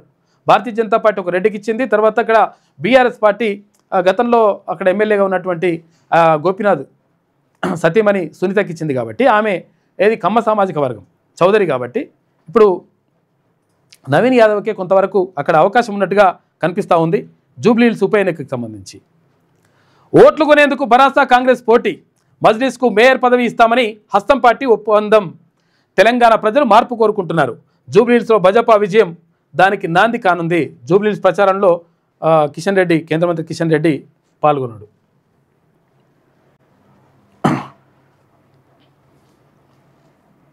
మీరా కొడుకు మేయర్ అయ్యాడు, పాఠాలు మాని ప్రజల్లోకి వచ్చి. మమ్దాని తల్లి మీరా ఇక హష్మీలపై ప్రత్యేక కథనం వేసింది ఈనాడు దినపత్రిక, వసుంధరలో వేసిందట. ఇక బీహార్లో తొలి సమరం నేడే. 121 నియోజకవర్గాల్లో ఇవాళ పోలింగ్ ఉంటుంది. ఇవాళ కొన్ని నియోజకవర్గాల్లో పోలింగ్ ఉంటే మొదటి విడత బీహార్ ఎన్నికలకు ఇవాళ మొదటి విడత ఉంటే తర్వాత 11వ తేదీన రెండో విడత కూడా ఉంటుంది. మొత్తం మీద బీహార్లో కూడా హోరాహోరీగా మొత్తం కూడా ప్రచారం కథ కార్యక్రమం అంతా నడిచిపోయింది. ఇవాళ మొదటి విడత ఎన్నికలు ఉన్నాయి. అక్కడ మరి ఏం జరుగుతుంది ఏం కథ అనే దానిపైన చూడాలి. 121 నియోజకవర్గాల్లో ఇవాళ ఎన్నికలు జరుగుతాయి. అక్కడ నేను ఐఏఎస్ను ఇన్ఛార్జి కలెక్టర్గా వచ్చాను. కామారెడ్డి కలెక్టరేట్లో మహిళ హంగామా చేసిందట సుస్కోయిగా. ఏమో కలెక్టర్ కాదు ఏం కాదు గ్రూప్ ప్రిపేర్ అయిందట, మరి పిచ్చి చేస్తుందట. అందరికీ నాకు ఉద్యోగం వచ్చింది, కలెక్టర్ అయినా నేను అట్లా అని చెప్పుకుంటుందట. చెప్పుకోవడంలో భాగంగా ఏమైందంటే ఇక్కడ కామారెడ్డి కలెక్టరు సెలవు పైన ఉన్నాడు. ఆయన సెలవు పైన ఉండడంతో ఏమైంది, అక్కడ కలెక్టర్ లేడు. లేకపోతే నేనే కలెక్టర్ని నేను ఇన్ఛార్జిగా వచ్చేసిన అట్టిట అని చెప్పేసి ఓ మహిళ ఆగమాగం చేసిందట. ఆమె మీద ఒక కేసు పెట్టి నమోదు చేసి తీసుకుపోయినారు. మరి ఏందో అసలు యాక్చువల్గా కథ అంతా అంటే ఏందో ఏం లేదు, కొంచెం మరి పిసపిస చేస్తుందా లేకపోతే నిజంగా అందరిని నమ్మించే ప్రయత్నం చేస్తుందా, వాళ్ళందరినీ వాళ్ళ మనుషులు ఉంటారు కదా చుట్టాలు పక్కలందరినీ కూడా తీసుకొచ్చిందట. ఆడికి తీసుకొచ్చేసి నేను కలెక్టర్ సీట్లో కూర్చుంటా అని చెప్పేసి ఇట్లా అవన్నీ చేసిందంట. దానికి సంబంధించినటువంటి కథనం కనిపిస్తా ఆడ వార్త ఉంది. అది ధైర్యం ఉంటే అరెస్ట్ చేయండి, ఫార్ములా ఈ కేసు ఛార్జ్షీట్లో విషయం లేదు, అందుకే గవర్నర్ ప్రాసిక్యూషన్కు అనుమతి ఇచ్చినా కాంగ్రెస్ పక్కన పెట్టింది. హైదరాబాద్ అభివృద్ధిపై బహిరంగ చర్చకు రావాలని చెప్పేసి ముఖ్యమంత్రికి కేటీఆర్ సవాల్ విసిరిండు. ఫార్ములా ఈ కేసులో గవర్నర్ ప్రాసిక్యూషన్కు అనుమతి ఇచ్చినా ఛార్జ్షీట్లో విషయం లేకపోవడం వల్లే దాన్ని కాంగ్రెస్ ప్రభుత్వం పక్కన పెట్టేసిందని భరాసా కార్యనిర్వాహక అధ్యక్షుడు కేటీఆర్ అన్నారు. తనపై చేసిన ఆరోపణల విషయంలో దమ్ముంటే ప్రభుత్వం ఇక్కడ నిరూపించాలని చెప్పేసి కేటీ రామారావు సవాల్ విసురుతూ ఉన్నాడు. గోల్డ్ మెడల్ అంట. ఇది ఈనాడులో ఉన్నటువంటి ప్రధాన కథనాలు. అయితే ఒకసారి వెలుగు దినపత్రిక చూద్దాం. ఈ వీడియో ఉందా సార్ చూడు, ఉన్నదా మన దాంట్లో. 2 కోట్ల ఓట్లలో 25 లక్షల ఫేక్ ఓట్లు ఉన్నాయట. చూసుకోరిక లెక్క. ఎక్కడ? హర్యానాలో 2 కోట్ల ఓట్లుంటే 25 లక్షల ఓట్లు ఫేక్ ఓట్లు ఉన్నాయని చెప్పేసి నిన్న పవర్ పాయింట్ ప్రజెంటేషన్ ఇచ్చిండు ఎవరు? రాహుల్ గాంధీ. హర్యానా ఎన్నికల్లో ఓట్ చోరీ అని చెప్పేసి రాహుల్ గాంధీ ఆరోపిస్తూ ఉన్నాడు. రాష్ట్రంలోని ఓటర్ జాబితాలో 12.5% నకిలీవే. అంటే ప్రతి 8 మంది ఓటర్లలో ఒకరు నకిలీ అన్నమాట. లేకుంటే 2024 ఎన్నికల్లో మేమే గెలిచే వాళ్ళం. బీజేపీ గెలిచేందుకు ఎన్నికల సంఘం సహకరించింది. ఓ బ్రెజిలియన్ మోడల్ అంటే ఈమె ఫోటోతోటి ఎన్ని ఉన్నట్లున్నాయి చూడరు ఒకసారి. బ్రెజిలియన్ మోడల్ ఫోటోతో 10 చోట్ల 22 ఓట్లు ఉన్నాయట. 22 ఓట్లు ఆమె పేరు, ఇదే ఫోటో ఉన్నది. మళ్ళా మన దేశం కూడా కాదు ఆమెది, ఆమె పేరుతో ఉన్నాయట. ఇందుకు నా దగ్గర ఉన్న ఫైల్సే రుజువులు, మొత్తం ఆధారాలు కూడా చూపించేసిండు ఆయన. నేను 100% పక్కా ఆధారాలతో మాట్లాడుతున్నా. డూప్లికేట్ ఓట్లను ఈసీ ఎందుకు తొలగించడం లేదు? ఓట్ల చోరీ ద్వారా జన్జడ్ భవిష్యత్తును లాక్కుంటున్నారు. ప్రజాస్వామ్యాన్ని కాపాడేందుకు ఉద్యమించాలని పిలుపు. హైడ్రోజన్ బాంబు పేరుతో పవర్ పాయింట్ ప్రజెంటేషన్ ఇచ్చిండు. హైడ్రోజన్ బాంబు వేలుస్తా అన్నాడు కదా, ఇగో ఇది. ఈమె ఒక్కరికే సంబంధించే కాదు, చాలా విషయాలు కూడా ఆయన నిన్న పవర్ పాయింట్ ప్రజెంటేషన్లో చూపించిండు. ఒక ఇల్లు చూపిస్తూ ఆ ఇంట్లో 500 ఓట్లు ఉన్నాయి ఎట్లుంటాయని చెప్పేసి. తర్వాత ఇంకొక ఆమె ఫోటో చూపిస్తూ ఆమె ఫోటోకు సంబంధించి 45-50 ఓట్లు ఆమె పేరుతో ఉన్నాయి. ఈమె బ్రెజిలియన్ అంట, దేశం కూడా మన దేశం కూడా కాదు. ఈమె ఫోటోతోటి అన్ని ఓట్లు అవన్నీ కూడా మొత్తం అవన్నీ పెట్టేసిండు ఆయన. మరి ఇది కథ ఏందో అంటే ఇప్పుడు ఏంది, ఎన్నికల సంఘం ఏమంటుంది, అట్లా ఏం లేదు, మంచిగానే ఉంది, అంతా బాగానే ఉంది అంట. అంతా బాగానే ఉందంటే ఆయన ఆధారాలు చెప్తున్నాడు కదా, నీ ఆధారాలు మరి మరి చూస్తామని చెప్పేసి అనాలి కదా, పరిశీలించాలి కదా. అబద్ధం చెప్తున్నట్టు కాదు కదా, ఆధారాలు చూపిస్తున్నాడు కదా ఆయన. ఎక్కడెక్కడ ఏ ప్లేస్లో ఏ వార్డులో ఎక్కడెక్కడ ఏ నియోజకవర్గంలో ఏమున్నాయని. మళ్ళీ ఒక్క నియోజకవర్గం కాదు, వివిధ నియోజకవర్గాలల్లో ఒక్క నియోజకవర్గంలోనే 48 ఓట్లు ఉన్నాయట. ఒక్కడే మనిషి, ఒకటే నియోజకవర్గంలో. ఇంకో ఇటువంటి కథలు నడుస్తూ ఉన్నాయి.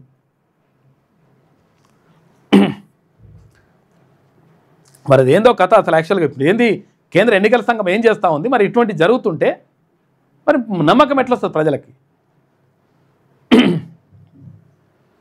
సెంటిమెంటా డెవలప్మెంటా? జూబ్లీహిల్స్ ప్రజలు ఒక్కసారి ఆలోచించాలని చెప్పి సీఎం రేవంత్ రెడ్డి అంటా ఉన్నాడు. నాడు పీజీఆర్ కుటుంబంపై పోటీకి నిలబెట్టింది కేసీఆర్ కాదా అని చెప్పేసి అడుగుతున్నాడు. పి జనార్దన్ రెడ్డి పైన అప్పుడు కాంగ్రెస్ పార్టీలో ఉన్నటువంటి అకాల మరణం చెందితే ఆయన మీద పోటీ పెట్టిండు కేసీఆర్. ఎవరు? బీఆర్ఎస్ పార్టీ నుంచి. మరి అప్పుడు పెట్టకపోతే మేము కూడా పెట్టకపోదు అనేటువంటి మాట మాట్లాడుతూ ఉంటాం. ఎందుకంటే అప్పుడు కూడా నిజంగా సానుభూతో లేకపోతే ఆయన మీద ఉన్నట్టు గౌరవంతో క్యాండిడేట్ని పెట్టకపోతే ఇప్పుడు మేము కూడా పెట్టకపోతున్నాం. మరి మీరు పెట్టిరు కాబట్టి, మీరు చేసిరు, అదే పని చేసిరు కాబట్టి 100% పెట్టుడే, తర్వాత గెలిపించుడే అనేటువంటి మాటతోటి నవీన్ యాదవ్ను ముందుకు తీసుకెళ్తా ఉన్నారు. సవాల్ విసరడం, పారిపోవడం కేటీఆర్కి అలవాటే. చర్చించాలంటే కంటోన్మెంట్ ఎమ్మెల్యే శ్రీ గణేష్ దగ్గరికి వెళ్ళు. 5,000 కోట్ల రూపాయల పనులు జీవోలు చూపిస్తాడు. కిషన్ రెడ్డి కేసీఆర్ కేటీఆర్లను ఎందుకు బొక్కలో వేయట్లేదో మోదీ అమిత్ షాను అడుగు. నువ్వు కేంద్ర మంత్రిగా తెలంగాణకు తెచ్చిందేం లేదు. నిజంగా కూడా కిషన్ రెడ్డి గారు మరి ఇప్పుడు మంత్రిగా ఉన్నట్టు సంతోషపడాలనా, లేకపోతే మరి నిధులేం తెస్తలేనని చెప్పేసి బాధపడాలనా అర్థం కాని పరిస్థితి. జూబ్లీహిల్స్లో కింగ్ కావడం కాదు, డిపాజిట్ తెచ్చుకో చాలు. కిషన్ రెడ్డి కేటీఆర్ ఒకే నాణానికి బొమ్మ బొరుసు లాంటి వాళ్ళని చెప్పేసి నిన్న ముఖ్యమంత్రి మాట్లాడాడు. జూబ్లీహిల్స్లో మంత్రి వివేక్ వెంకటస్వామి నాయకత్వంలో కేవలం 3 నెలల్లోనే 400 కోట్ల రూపాయలు కేటాయించి అండర్ గ్రౌండ్ డ్రైనేజీ, విద్యుత్తు, రోడ్లు వంటి అభివృద్ధి పనులు ప్రారంభించాం. కొత్త రేషన్ కార్డులు, సన్నబియ్యం, 500 రూపాయలకే సిలిండర్, ఉచిత బస్సు ప్రయాణం వంటివి ఇచ్చాం. ఇవేవి కేసీఆర్ చేయలేదు, ఆ ఆలోచన కూడా ఆయనకు రాలేదు. కానీ ఇప్పుడు బీఆర్ఎస్ నేతలు వచ్చి ఓట్లు వేయాలని అడుగుతున్నారు. వారికి ఆ నైతిక హక్కు లేదు అని చెప్పేసి అక్కడ ముఖ్యమంత్రి రేవంత్ రెడ్డి నిన్న మాట్లాడాడు. సెంటిమెంట్ కావాలో డెవలప్మెంట్ కావాలో జూబ్లీహిల్స్ నియోజకవర్గ ప్రజలు ఆలోచించుకోవాలని, ఒకవేళ అభివృద్ధి కావాలనుకుంటే కాంగ్రెస్కు ఓటు వేయాలని సీఎం రేవంత్ రెడ్డి పిలుపునిచ్చారు. సెంటిమెంట్ గురించి మాట్లాడాలంటే 2007లో పీజీఆర్ చనిపోయిన తర్వాత ఆయన కుటుంబాన్ని ఏకగ్రీవం చేయకుండా అడ్డుకున్నది కేసీఆర్ కాదా అని ప్రశ్నించారు. అప్పటి వరకు ఉన్న మంచి సాంప్రదాయాన్ని తుంగలో తొక్కి పీజీఆర్ కుటుంబాన్ని కనీసం కలవడానికి కూడా ఇంటి బయటే 3 గంటలు నిలబెట్టి అవమానించింది కేసీఆర్. ఇవాళ ఆయన కొడుకు కేటీఆర్ ఏ రకంగా బీఆర్ఎస్ అభ్యర్థికి మద్దతు ఇవ్వాలని అడుగుతున్నాడో సమాధానం చెప్పాలి అని డిమాండ్ చేశారు. మరి నిజంగా కూడా ఇప్పుడు యాక్చువల్గా విషయం ఏంటంటే అంతకుముందుకు ఒక సాంప్రదాయం ఉండే, అంటే చనిపోయినరు అంటే అకాల మరణం చెందినరు అంటే వాళ్ళ కుటుంబ సభ్యులకో లేకపోతే ఇంకొకరికైనా ఇస్తే ఓట్లు అంటే ఏకగ్రీవం కూడా వేసేటోళ్ళు, అంటే పార్టీలు అభ్యర్థులు కూడా నిలబెట్టేటోడివి కావు కొన్ని సందర్భాలలో. అయితే అటువంటి పరిస్థితికి మొత్తం కూడా పురుష పెట్టేసిండు కేసీఆర్ అని చెప్పేసి ముఖ్యమంత్రి రేవంత్ రెడ్డి ఆరోపిస్తూ ఉన్నాడు. సెంటిమెంట్కే కేటీఆర్ కట్టుబడి ఉంటే ముందుగా ఖైరతాబాద్లోని పీజీఆర్ విగ్రహం వద్ద ముక్కు నేలకు రాసి పీజీఆర్ ఆత్మకు క్షమాపణ చెప్పి ఆ తర్వాతే జూబ్లీహిల్స్లో ఓట్లు అడగాలని చెప్పేసి అన్నాడు. ఇక బుధవారం జూబ్లీహిల్స్ నియోజకవర్గంలో సీఎం రేవంత్ రెడ్డి ప్రచారం నిర్వహించిండు. ఇది మోదీని కలిసిన ఉమెన్ క్రికెట్ టీము, ఎందుకంటే ప్రపంచ కప్ కొట్టుకొచ్చింది. 47 సంవత్సరాల తర్వాత వరల్డ్ కప్ వచ్చింది. ఏది మహిళలకు సంబంధించినటువంటి టీంకి. వరల్డ్ కప్ గెలిచిన ఉమెన్ క్రికెట్ టీంను ప్రధానమంత్రి నరేంద్ర మోడీ అభినందించారు. హర్మన్ సేనకు ఆతిథ్యం ఇచ్చిన మోడీ ప్లేయర్లను సత్కరించారు. సుదీర్ఘ పోరాటం, ఓటముల తర్వాత జట్టు పుంజుకున్న తీరుపై హర్షం వ్యక్తం చేశారు ప్రధాని మోడీ. రైలు ఢీకొని 6 మహిళల మృతి అంట. పాపం యాక్సిడెంట్లు జరుగుతూ ఉన్నాయి.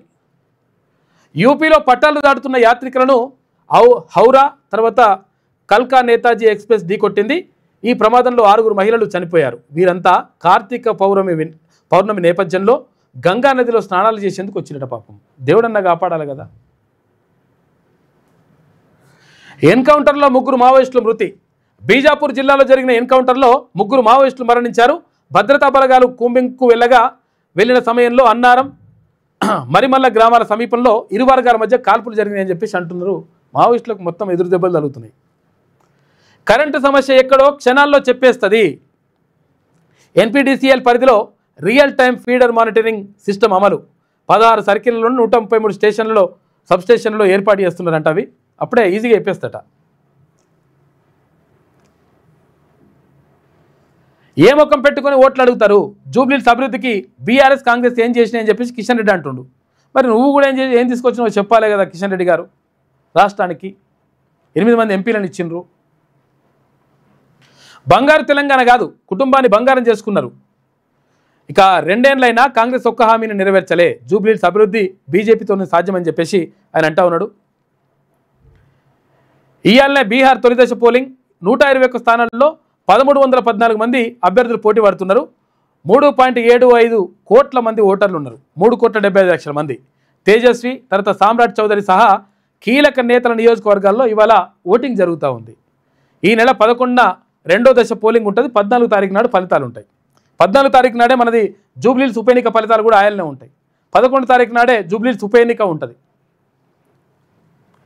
5,000 కోట్ల రూపాయలతో జూబ్లీహిల్స్ను అభివృద్ధి చేసినాం. గత 2 ఏళ్లలో మీరేం చేశారు అని చెప్పేసి కేటీఆర్ అడుగుతున్నాడు. అయ్యో 5,000 కోట్లు పెట్టినా, అది 10,000 కోట్లు పెట్టినా అంటున్నావు. కానీ కొమ్మరాడ డబుల్ బెడ్రూమ్ ఇల్లు తర్వాత ఇక్కడ రేషన్ కార్డులు ఇచ్చినావు ఏమన్నా రాష్ట్రంలో ఎక్కడన్నా 10 ఏళ్లలో అని వాళ్ళు అడుగుతున్నారు. గత 2 ఏళ్లలో మీరేం చేశారని చెప్పేసి కేటీఆర్ అంటున్నాడు.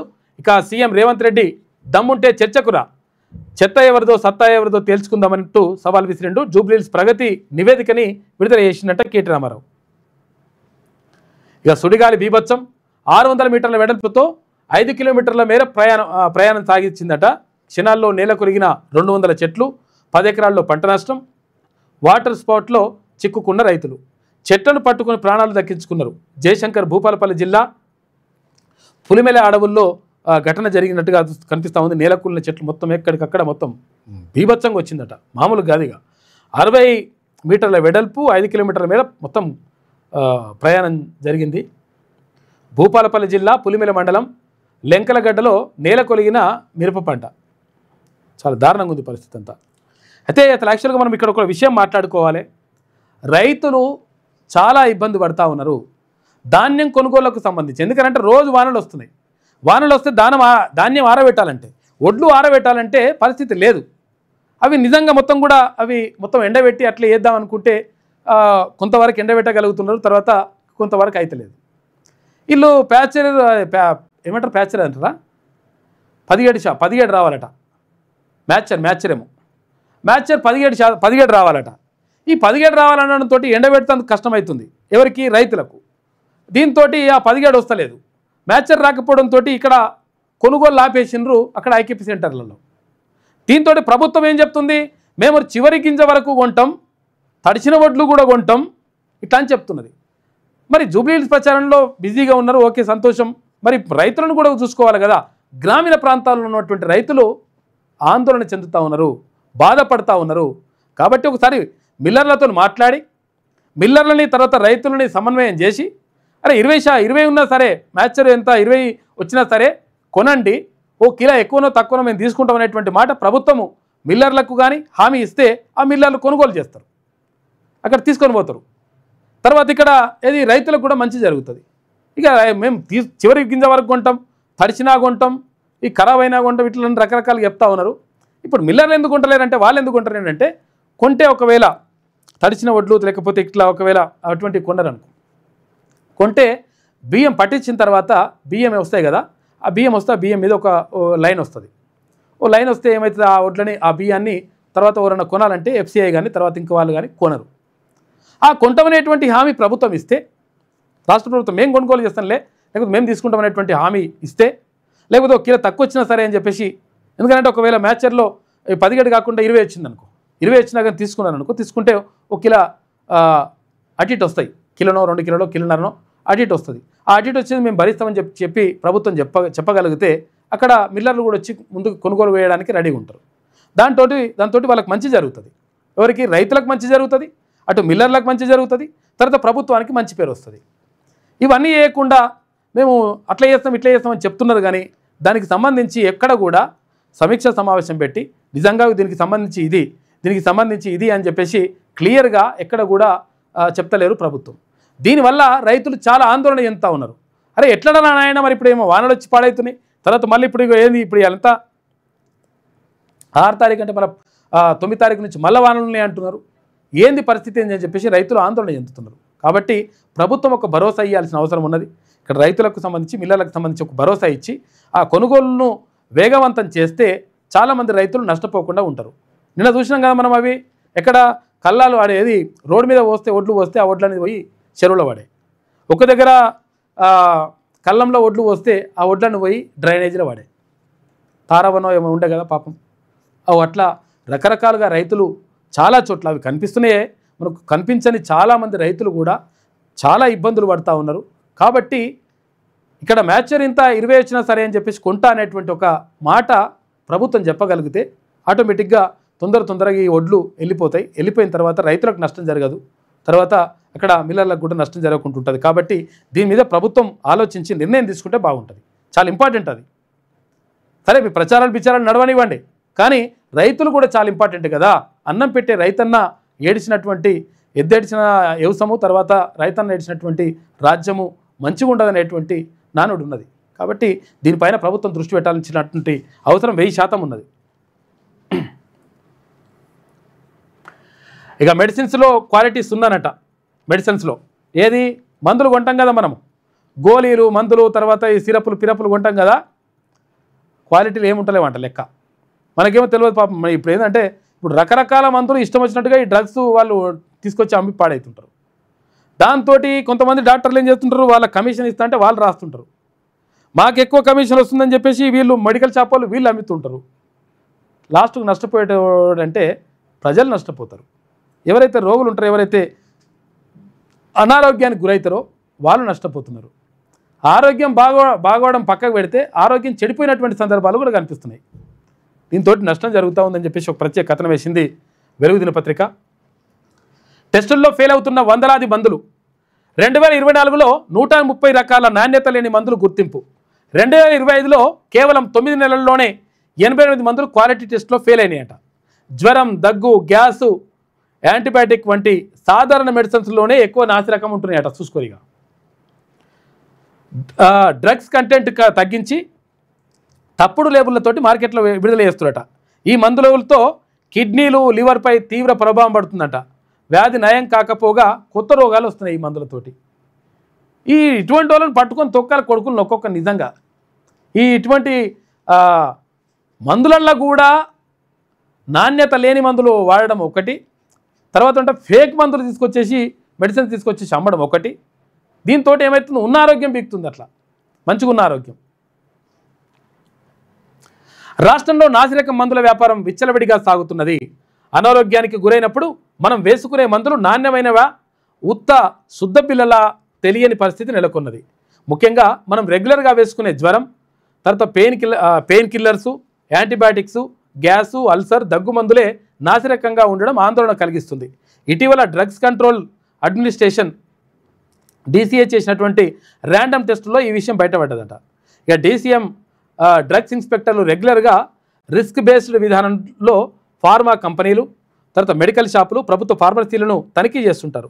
ఈ క్రమంలో అనుమానం వచ్చిన మందుల శాంపిల్స్ సేకరించి టెస్టుల కోసం స్టేట్ ల్యాబ్కు పంపిస్తారు.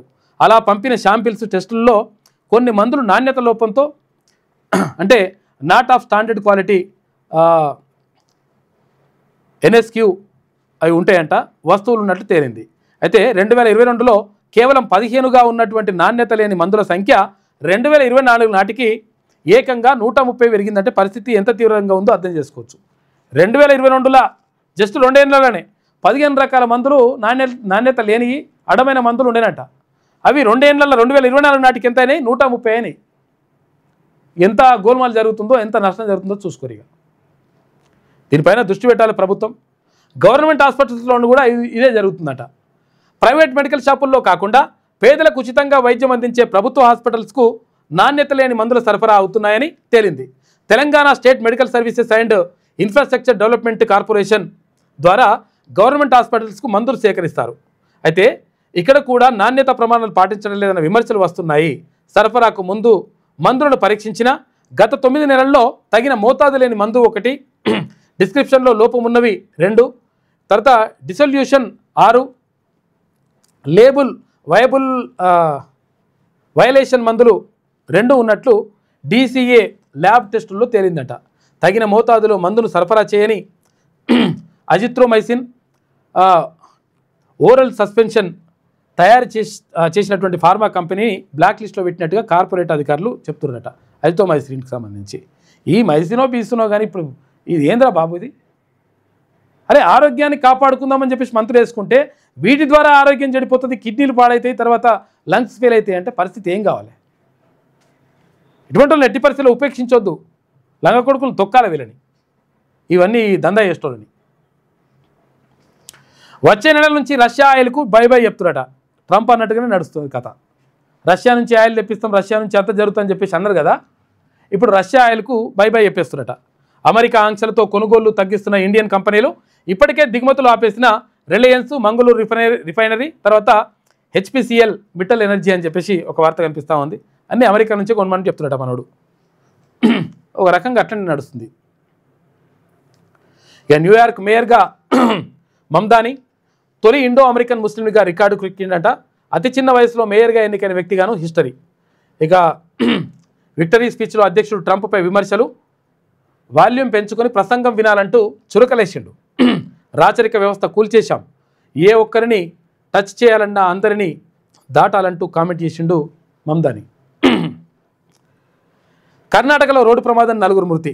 మృతులందరూ సంగారెడ్డి జిల్లా వాసులేంట పాపం మనోళ్ళే. గానగాపూర్ దత్తాత్రేయ ఆలయానికి వెళ్ళి వస్తుండగా కారు ఢీకొట్టిందట వ్యాను. ఇక హల్లీకేట్ సమీపంలో ఘటన. ఒకరి పరిస్థితి విషమంగా ఉందట. దారుణం పాపం. రోడ్డు ప్రమాదాలు రోజు జరుగుతూ ఉన్నాయి. జాగ్రత్తగా ఉండండి.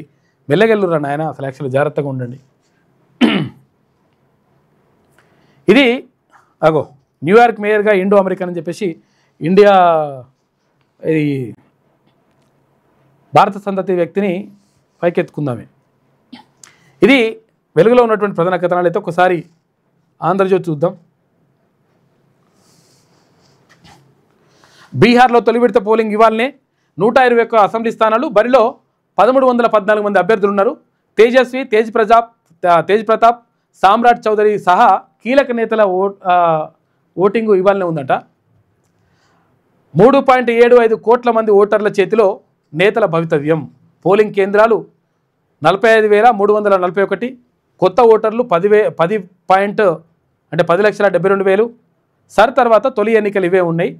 ఇక ఎన్డీఏ వైపే బీహార్ మొగ్గు 3 సర్వేల్లో చెప్తున్నాయంట. మొత్తం మీద ఎన్డీఏకి కొంచెం వరకు అవకాశాలు ఉన్నాయని చెప్పేసి అంటా ఉన్నారు పోలింగ్ విధులకు వెళ్తున్న సిబ్బంది. ఇలా బీహార్లో ఎక్సైజ్ శాఖకు డబుల్ కిక్ అంట. ఒక్క నెలలోనే 6,348 కోట్ల రూపాయల ఆదాయం. మద్యం అమ్మకాలతో అక్టోబర్లో 3,168 కోట్లు.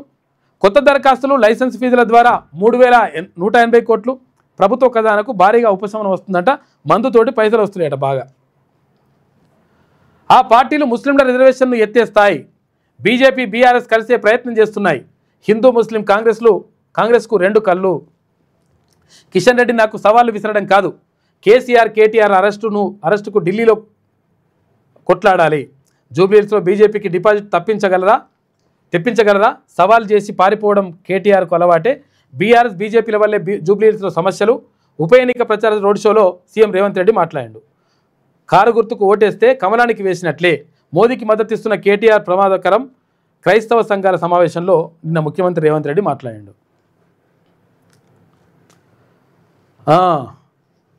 పక్కా లెక్కలతో బెట్టింగ్ అంట. జూబ్లీహిల్స్లో గెలుపై ప్రత్యేక సర్వేలు. స్థానిక బంధువులకు ఏపీ వారసుల ఫోన్లంట. 500 కోట్ల రూపాయల మేర బెట్టింగ్ జరిగినట్లుగా అంచనా వేస్తున్నారు. ఫలితాల నాటికి 1200 కోట్ల రూపాయలు పెరిగే ఛాన్స్ ఉందంట. బెట్టింగ్లు పెడుతున్నారట. ఎవరు గెలుస్తారో ఏం కథ దానిపైన జూబ్లీహిల్స్లో. చెత్త ఎవరిదో సత్తా ఎవరిదో తేలిపోవాలి. హైదరాబాద్ అభివృద్ధిపై చర్చకు సిద్ధమా? ముఖ్యమంత్రి రేవంత్ రెడ్డికి కేటీఆర్ సవాల్ విసిరిండు. దమ్ముంటే తనని అరెస్ట్ చేయాలని చెప్పేసి అంటున్నట. ఇక కాంగ్రెస్కు హిందువులు ఇజ్జత్ కాదా? ముస్లింలను రేవంత్ భుజాల మీద వేసుకొని తిరుగుతున్నారని చెప్పేసి కిషన్ రెడ్డి అంటా ఉన్నారు. ఇక డ్రంక్ అండ్ డ్రైవ్లో పట్టుబడ్డ ఆటో డ్రైవర్ ఆత్మహత్య. కుషాయిగూడ ట్రాఫిక్ పోలీస్ స్టేషన్లో ఎదుట పెట్రోల్ పోసుకొని నిప్పంటించుకున్నాడు పాపం. ఈ డ్రంక్ అండ్ డ్రైవ్లో పట్టుకుంటే పాపం చచ్చిపోయాడు. చచ్చిపోతే ఏమొస్తారని ఆయన కింద వరకు. న్యూయార్క్ మేయర్గా మమ్దాని. ఇక డెమోక్రాట్ అభ్యర్థి ఘన విజయం సాధించిండు. భారత అమెరికన్ దర్శకురాలు మీరా నాయర్ కుమారుడే మమ్దాని అంట. మరో 2 చోట్ల భారత సంతతి వ్యక్తుల గెలుపు. ఇక వర్జీనియా లెఫ్టినెంట్ గవర్నర్గా గజాలా హష్మి ఈమె. హైదరాబాద్లో పుట్టి 4 ఏళ్ల వయసులో యుఎస్ వెళ్ళిన గజాలా. ఇక పిన్సినాటి పట్టణ మేయర్గా పంజాబీ అఫ్తాబ్ అంట. అమ్దాని గెలుపుతో ట్రంప్కు ఎదురు దెబ్బ తగిలినట్టయింది. స్థానిక ఎన్నికల్లో డెమోక్రాటిక్ పార్టీ ఆధిపత్యం. ఇక బ్యాలెట్ పేపర్పై నా ఫోటో లేకనే ఓటమి జరిగిందని అంటున్నట. చూసుకో ఇక ఎందుకు అయిందంటే ఇట్లా అయిందట. ఆయన ఫోటో పెడితే గెలుస్తున్నట. ఇట్లా చెప్తున్నాడు. ఇక ట్రంప్ పిసపిస చేస్తున్నాడు నిజంగానే. ట్రంప్ సౌండ్ పెంచుకొని చూడు అంటూ మమ్దాని ప్రసంగించిన అక్కడ గెలిచిన తర్వాత. హైదరాబాద్లో వరల్డ్ క్లాస్ ఫిలిం సిటీ అని చెప్పేసి ఉప ముఖ్యమంత్రి భట్టి విక్రమార్క అంటుండు. ఫిలిం సిటీ మంచిగా ఉంటుంది కానీ ఊర్లలో స్కూల్లో పిల్లల చదువులు చూడరు ఫస్ట్ అయితే. కాంగ్రెస్ హయాంలోనే సినీ రంగానికి మేలు. స్టూడియోలకు స్థలాలు ఇచ్చాం. సినీ పరిశ్రమ సమస్యలు పరిష్కారానికి సర్కారు సిద్ధం. సినీ రంగ ప్రముఖులు కార్మిక సంఘ నేతలతో భేటీలో భట్టి విక్రమార్క మాట్లాడాడు. ఇక యూజ్లెస్ శ్రీ దేవసేన. విద్యారంగంపై అవగాహన లేదు. ఆమెను బదిలీ చేయాలి. ముఖ్యమంత్రికి సరైన సలహాలు ఇచ్చే అధికారులే లేరు. 8న 1,00,000 మందితో సభ పెడతామని చెప్పేసి 50% బకాయిలు ఇచ్చే వరకు సమ్మె కొనసాగిస్తామని ప్రైవేటు కాలేజీల ప్రతినిధులు చెప్తున్నటువంటి మాట. ఆమె వల్ల ఏం ఉపయోగం లేదంటున్నారట. ఎవరికి? శ్రీ దేవసేన వల్ల. ప్రభుత్వ ముఖ్య కళా సలహాదారుగా సుదర్శన్ రెడ్డి బాధ్యతల స్వీకరణ. పథకాల అమలుపై నిరంతరం సమీక్షిస్తామని చెప్పేసి ఆయన అంటున్నాడు. హర్యానాలోనూ ఓట్ చోరీ. 25 లక్షల నకిలీ ఓట్లతో బీజేపీ మా గెలుపును దొంగిలించింది. ఆపరేషన్ సర్కార్ చోరీ తొల్లో మోడీ అమిత్ షాతో సిఈసి 2 ఎన్నికల కమిషనర్లు కుంభక్కయ్యారని చెప్పేసి ఆయన ఆరోపిస్తున్నాడు రాహుల్ గాంధీ. ఓటర్ జాబితాలో బ్రెజిల్ మోడల్ ఫోటోలతోటి 22 ఓట్లు ఉన్నాయట. ఆయన ఫోటోతోటి ఒక నియోజకవర్గంలో ఒక స్త్రీ ఫోటోతోటి 100 ఓట్లు ఉన్నాయట. ఒకటే ఆమెనే ఫోటోవా 100 ఓట్లు ఉన్నాయి ఒకటే నియోజకవర్గంలో. ఇక హెచ్ ఫైల్స్ పేరిట హైడ్రోజన్ బాంబు వేల్చిన రాహుల్వి తప్పుడు ఆరోపణలని చెప్పేసి కొట్టిపారేసింది బీజేపీ నేతల్లారా సిద్ధంగా ఉండండి. ఆటం బాంబు తర్వాత హైడ్రోజన్ బాంబు రాబోతుంది.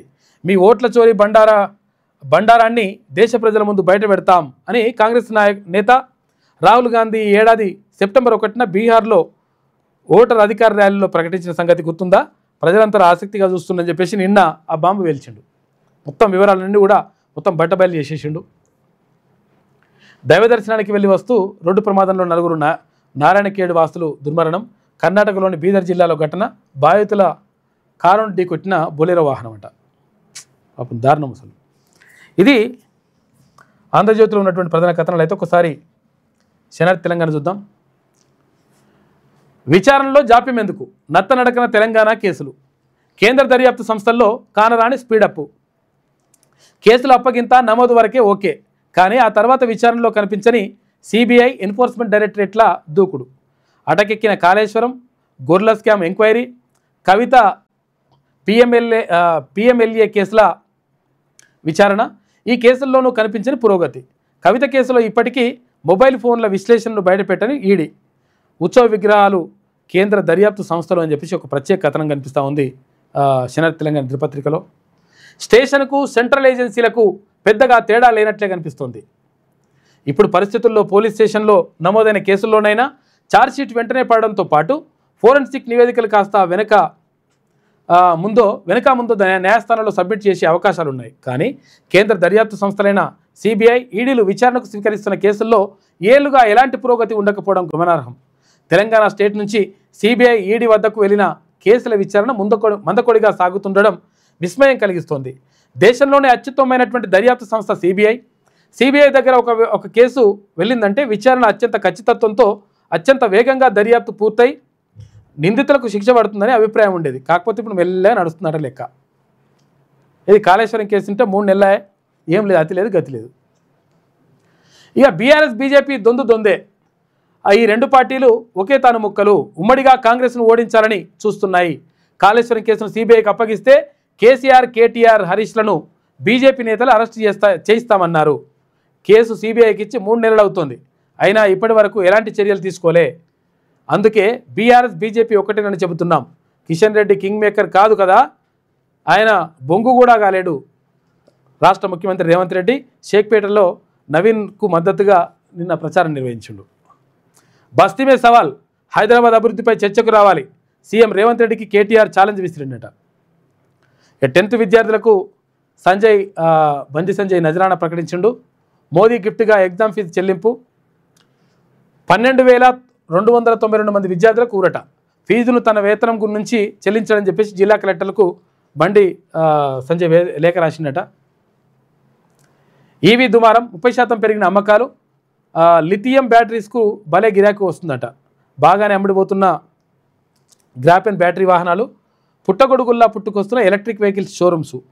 6,000 డౌన్ పేమెంట్స్తోనే ఈఎంఐ పద్ధతిలో ఈవీ 2 వీలర్స్ ఇస్తురట. పెట్రోల్ ఖర్చులు లేకపోవడంతో ఈవీ స్కూటీలు కొనుగోలుపై అన్ని వర్గాలు ఆసక్తి చూపుతున్నాయి. రాష్ట్రంలో ఈవీలు అంటే ఎలక్ట్రానిక్ వెహికల్స్ ఉంటాయి కదా, కరెంటుతో నడిచేటి. రాష్ట్రంలో ఇప్పుడు ఈవీ దుమారం కొనసాగుతోంది. పేద మధ్యతరగతి ప్రజలు ప్రస్తుతం ఎలక్ట్రానిక్ వాహనాలు వెంట పరుగులు తీస్తున్నారు. పేద ప్రజలైతే ఈవీ స్కూటీలు కొనుగోలుపై ప్రత్యేక ఆసక్తి కనబరుస్తున్నారు.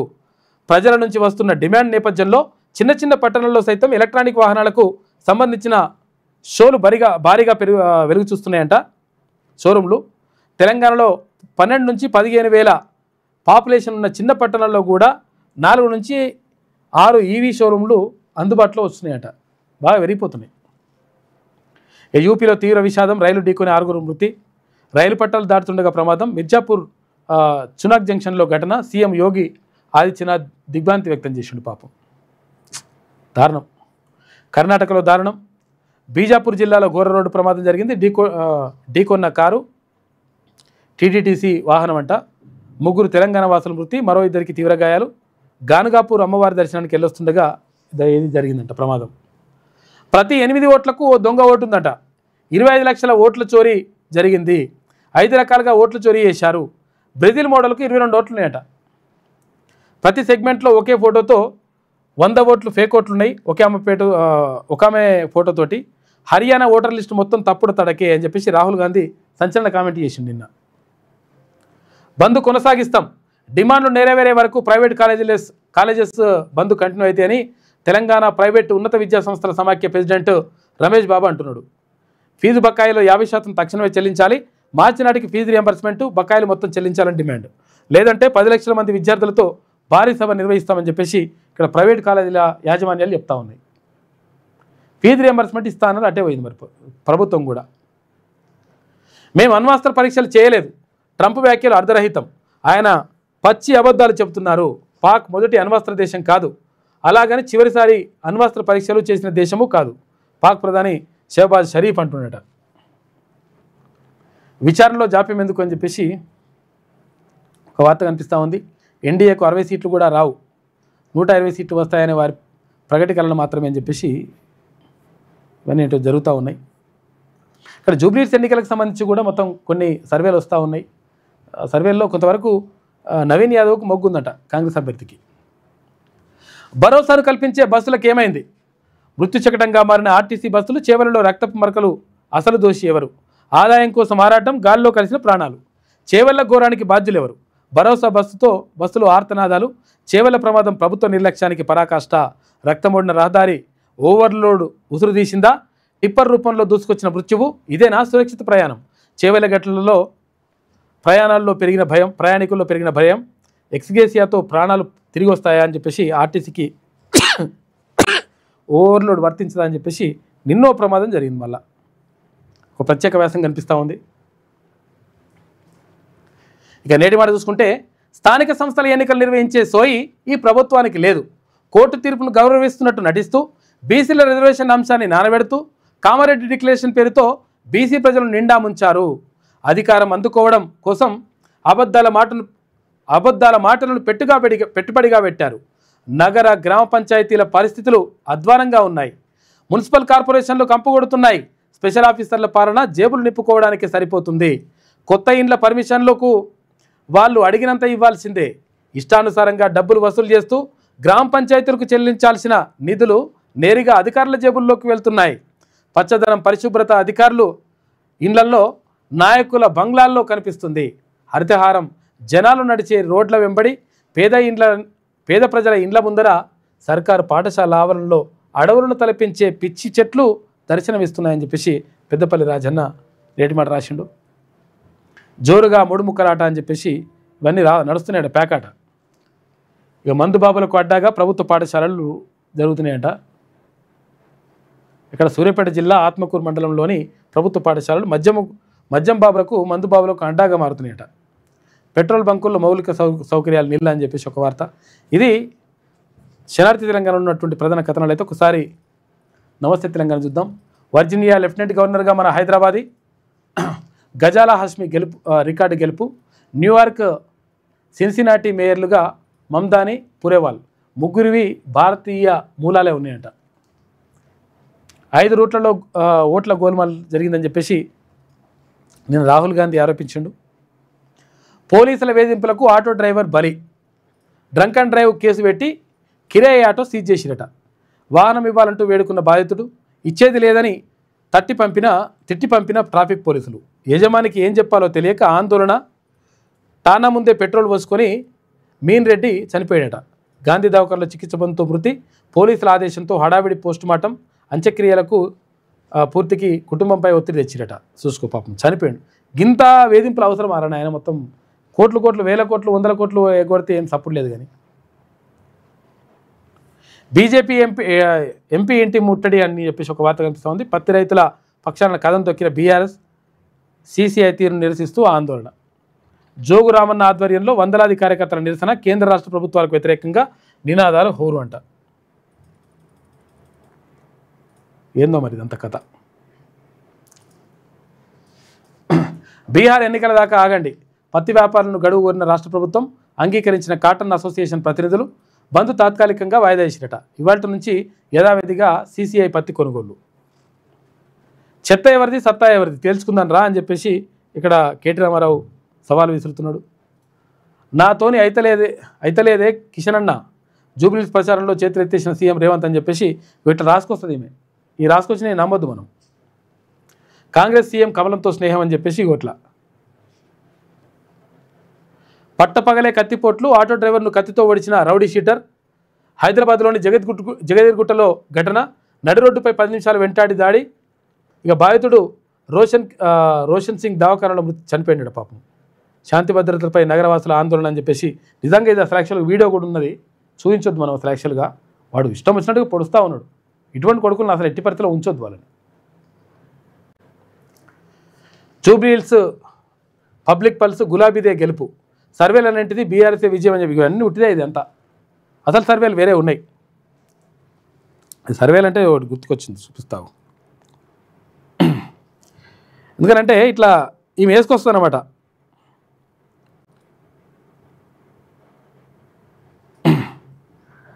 ఈమె వేసుకొచ్చి ఆమె కరెక్టు, ఈమె లెక్క అన్నట్టుగా ఇట్లా చూపించే ప్రయత్నం చేస్తుంది అన్నమాట. ఈమె ఇటువంటివి చేస్తుంటుంది.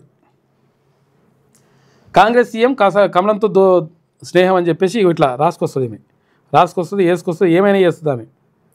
ఆమెకు అట్లుంటుంది లెక్క. ఆమె లెక్కనే వేరుంటుంది. ఒకసారి మనం చూద్దాం. ఒక సంస్థ ఏదో pole పెట్టినట్టుంది WhatsApp.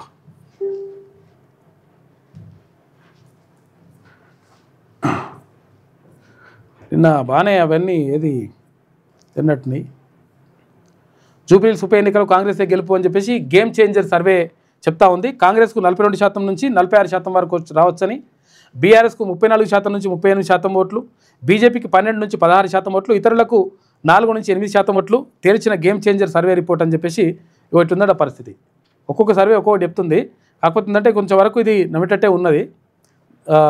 Game changer survey ఇట్లా ఇచ్చిండ్రు వాళ్ళు. ఇది బీజేపీకి 12 నుంచి 16% అంట, కాంగ్రెస్ పార్టీకి 42 నుంచి 46%, బీఆర్ఎస్కి 34 నుంచి 38%, ఇక అదర్స్కి 4 నుంచి 8% రావచ్చు అని చెప్పేసి అంచనా వేసింది గేమ్ చేంజర్ సర్వే. జూబ్లీహిల్స్ ఉప ఎన్నికలు కాంగ్రెస్ అభ్యర్థి నవీన్ యాదవ్ విజయం సాధించే అవకాశం ఉందని పొలిటికల్ మేనేజ్మెంట్ సంస్థ game changer media boss network నిర్వహించిన సర్వే ఫలితాలు స్పష్టం చేశాయి. కాంగ్రెస్కు 42 నుంచి 46% ఓట్లు పడే అవకాశం ఉందని సర్వే అంచనా వేసింది. బీఆర్ఎస్ అభ్యర్థి మాగంటి సునీతకు 34 నుంచి 38% ఓట్లు వచ్చే అవకాశం ఉందంట. బీజేపీ ఇట్లా అని చెప్పేసి అంచనా వేస్తూ ఉన్నారు. సరే, ఎవరెవరి అంచనాలు ఇట్లా ఉంటే కొంతవరకు అయితే ఇది కరెక్టే అనిపిస్తుంది. ఈమెనైతే మొత్తం ఆమెకే అనుకూలంగా వేసుకొస్తుంది. ఈమె వేరే ఉంటుంది ఈమె సర్వే.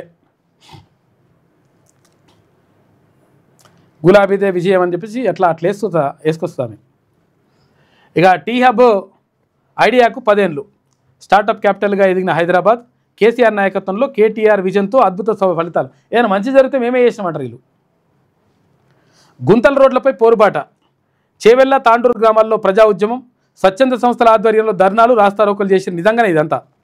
ఆందోళనలు, నిరసనలు, వినతి పత్రాల సమర్పణ. పెద్దెముల్లో వివిధ గ్రామాల ప్రజలు రాస్తారోక చేసిరు. తాండూరు డెవలప్మెంట్ ఫోరం బంద్ పిలుపునిచ్చింది. ఆలస్యంగా మేల్కొని అధికారులు అరకొరక చర్యలు తీసుకుని చెప్పేసి ఒక వార్త కనిపిస్తూ ఉంది. నిజంగా కూడా మొత్తం అక్కడ బంద్ నిర్వహించారు, రకరకాలుగా ఇబ్బంది పడుతూ ఉన్నారు.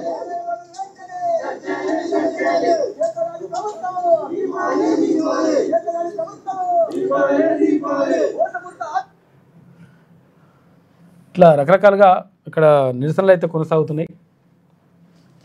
పరిస్థితి దారుణంగా ఉంది.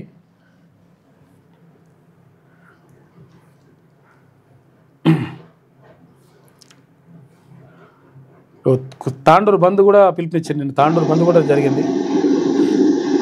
గుంతల రోడ్లు బాగా వేయాలని చెప్పేసి వాళ్ళు డిమాండ్ చేస్తున్నారు.